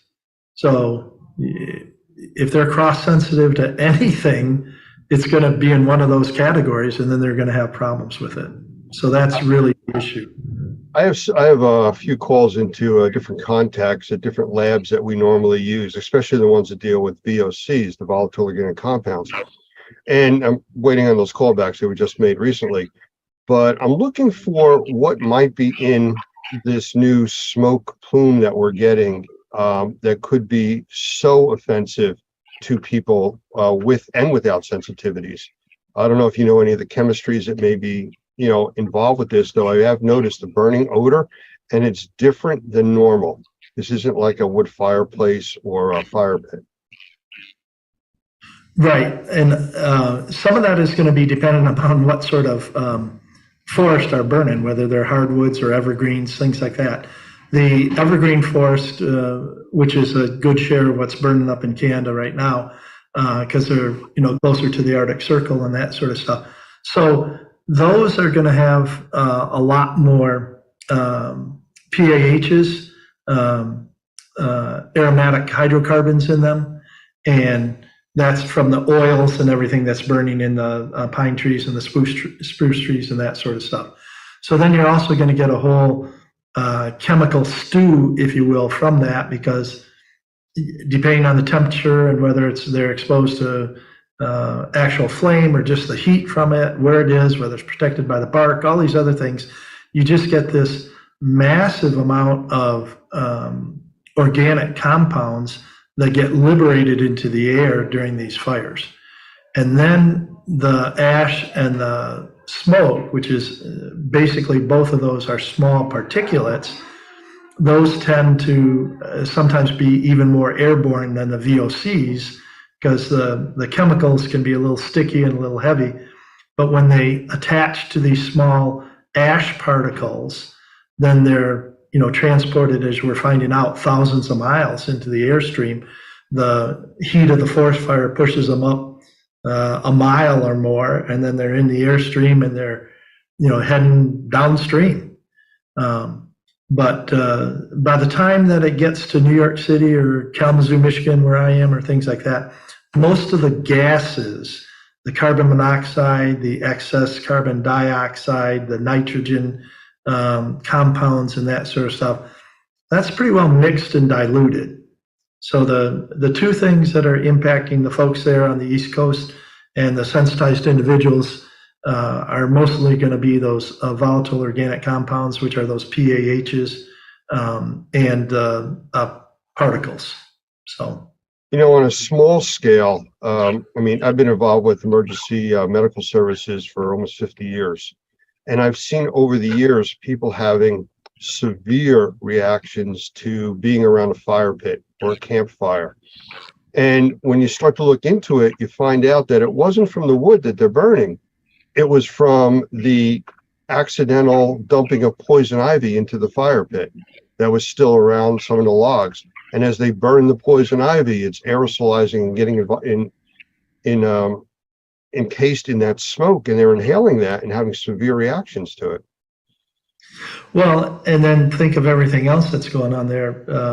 The PAHs I was talking about, the first word for the P is phenols. So there's all these different phenolic compounds that are getting burned up, and that's your oils, and that's your your irritants, like you were talking about with poison ivy. But remember, forest fires don't stay forest fires. They run across roads, and they literally will melt the tar on an asphalt road, and sometimes the roads actually start to burn. So now you've got all of that oil product, anything that's a building in the way, or a vehicle that gets trapped in the fire, or a house. Of course, you're going to have all of the man-made products, artificial products that there then burn. That all goes up in the air, and comparatively, that may be a small percentage of what's burning, but from the sensitized individual, that can actually be a bigger issue sometimes than just the individual smoke particles. Like you said, it's what attaches to the smoke particles. And then those smoke particles are so small, they get breathed in, they go deep into the lungs. And that whole combination, small particles going deep into the lungs and small particles carrying, pardon the expression, crap deep into the lungs. That's not a scientific term there, by the way, Lance. That's just a common term. But there's so much stuff that's on it. It's hard to know from breath to breath what's actually being taken in. And so, again, caution is the byword for anyone, but particularly for the sensitized individuals. In the remediation industry, in the meteorological industry, they refer to things, especially with hurricanes, hide from the wind, run from the water, because of the amount of damage that can be done. You can hide from the wind, take shelter of that, but in water you can't. Water's going to seep into everything. But we're dealing with something that's unique here because we're 1,000 miles away from these fires, and we are severely being affected. So running isn't really a realistic situation. I think knowledge is something that would help. People understanding the risks, understanding, maybe today's not the day to go outside and, cut my grass, and spend a good 2 hours or 3 hours out there in this serious weather or this heavy fog of smoke. And understanding that will definitely help people. But forecasting this is also an issue. So where could people go to find out how bad their area is and what their risks are to being outside? Well, I'm sure everybody has their own favorite sources, and there's, weather channels and local governments and state governments, and everybody's kind of jumping on the bandwagon. The one that I use, and it's just, again, my favorite because it's going to be there anytime you have these wildfires and stuff, is a federal government website, and that is, let me make sure I've got it here so that everybody knows, fireresource.gov. air.airnow, as in AIRNOW.gov. Air.airnow.gov. And that one's really cool because you punch on that and it brings up a map of basically North America, and it shows where the plume is coming down with the smoke, where the air quality is being impacted, and then it rates it at each major city, and it's not even just major, it's each fairly significant size city has a dot on it that's either green, which means that it's good air quality, or yellow, which means it's questionable. And then most people think, well, then you get to red and that's bad. But this map actually goes 2 other levels. It goes to like purple and to black. And I looked yesterday, Lance had it, and knowing where you are in New Jersey, I just kind of looked to see where you are, blew it up to look and see in your location. You guys were black. So you're in the heart of it right now. Yeah, yesterday was really bad. This morning it wasn't too bad, but then we did get an alert that it was going to be going downhill as the day went on. And looking outside now, in June, not a cloud in the sky. It looks like sunset. So, it's that dark. I do have a question. If you were speaking to sensitized individuals as your customers or as a group, what would you tell them to do? I mean, normally, if they're inside their home and they're having reactions to that, they go outside. Now they have to stay inside. So what can they do now that they're in their environments that sometimes give them trouble anyways? Well, I'm going to approach that from 2 different perspectives, if that's okay. The first one, and I don't mean to sound like I told you so, but you do have to understand, if you're a sensitized individual, it's important for you to take steps now to get your indoor environment clean, because we don't know when we're going to have situations like this where all of a sudden, from no fault of our own, like you said, 1,000 miles away, they got a forest fire and it's having a serious impact on us. And if for some reason our sensitized individuals are saying, well, it's not that bad, and if it does get real bad, or if it gets damper in the house, I can always go outside, or whatever it is, that deferred maintenance or that deferred decision making really is going to have a serious negative impact on them in situations like this, because there may just be times where you can't get away, get away from the problems in your house by leaving your house. You outside, you may be actually facing greater problems than you have in your house. So the first item is just never defer fixing things that you can fix now until some later date, just because it doesn't seem important to you. Well, it's the clean glass of water. It's not a concern because you don't see a problem. As soon as it's, brownish or discolored, now it's on your mind. Same thing with the air. Yep, exactly right. But it would be the same thing. That's why they have, on occasion, you'll have boil water orders as well, right? They don't know exactly what's wrong with the water system. And so they tell people to boil the water. That's why one of the things that they chat about, even in front of hurricanes and things, is get a few cases of bottled water so that you can survive, a couple of days if you have to, without having water coming out of your tap. Fix your house. If you know you've got things going on in your house that are contaminants or whatever, get rid of those, fix it, do the remediation properly so that you've got a good, safe place to be. And then you can, potentially survive a little bit better during these outdoor air quality incidents. But putting that aside, because at some point that's water under the dam. Either they have fixed it or they haven't fixed it, but now they're still facing what's going on outside. So the first thing, and the first couple here, I'm just repeating the standard safety precautions that you're going to get from just about any site. If you don't have to go outside, or you can limit your time outside, don't go outside and limit your time outside.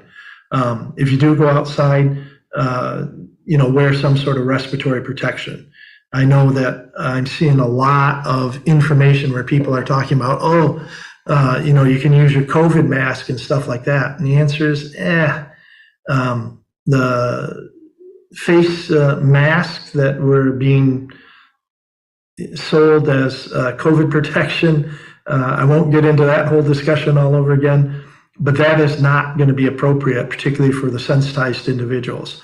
At a minimum, they're going to need like an N95, and we recommend N99 or N100 filtering face pieces. So that's going to protect a lot coming in. And remember too that a entry spot for some of this contamination into your body is not just the nose and mouth, but the eyes as well. And fire residue is even worse because of the small particle. So when those get into your eyes and then get diluted by the tears and everything, it actually releases some of those chemicals that are on the particle itself. So the particle may wash out, you get it out of our eyes and everything, but what is left behind and what's being absorbed in through your eyes is some of the chemicals and stuff. So remembering to wash your face when you come in from the outside, wearing a mask to protect yourself, changing clothes if you've been outside for any length, you're not carrying a lot of this stuff in. A lot of similar things that we would talk about if you're coming in from a moldy environment or trying to protect yourself from a moldy environment. You mentioned about masks, and again, I agree. I don't want to go down that path and let's talk about masks, good or bad, but just to remind people that just because you're wearing a mask, whether it's an N95, N99, N100, half-face mask with cartridges, it doesn't protect you from the gases. You're getting filtration from particulates only. Now, that's a good and a bad thing, because especially if you are a sensitized individual, you may also have additional health issues and stuff. You're wearing a mask that's doing a good job filtering particulates.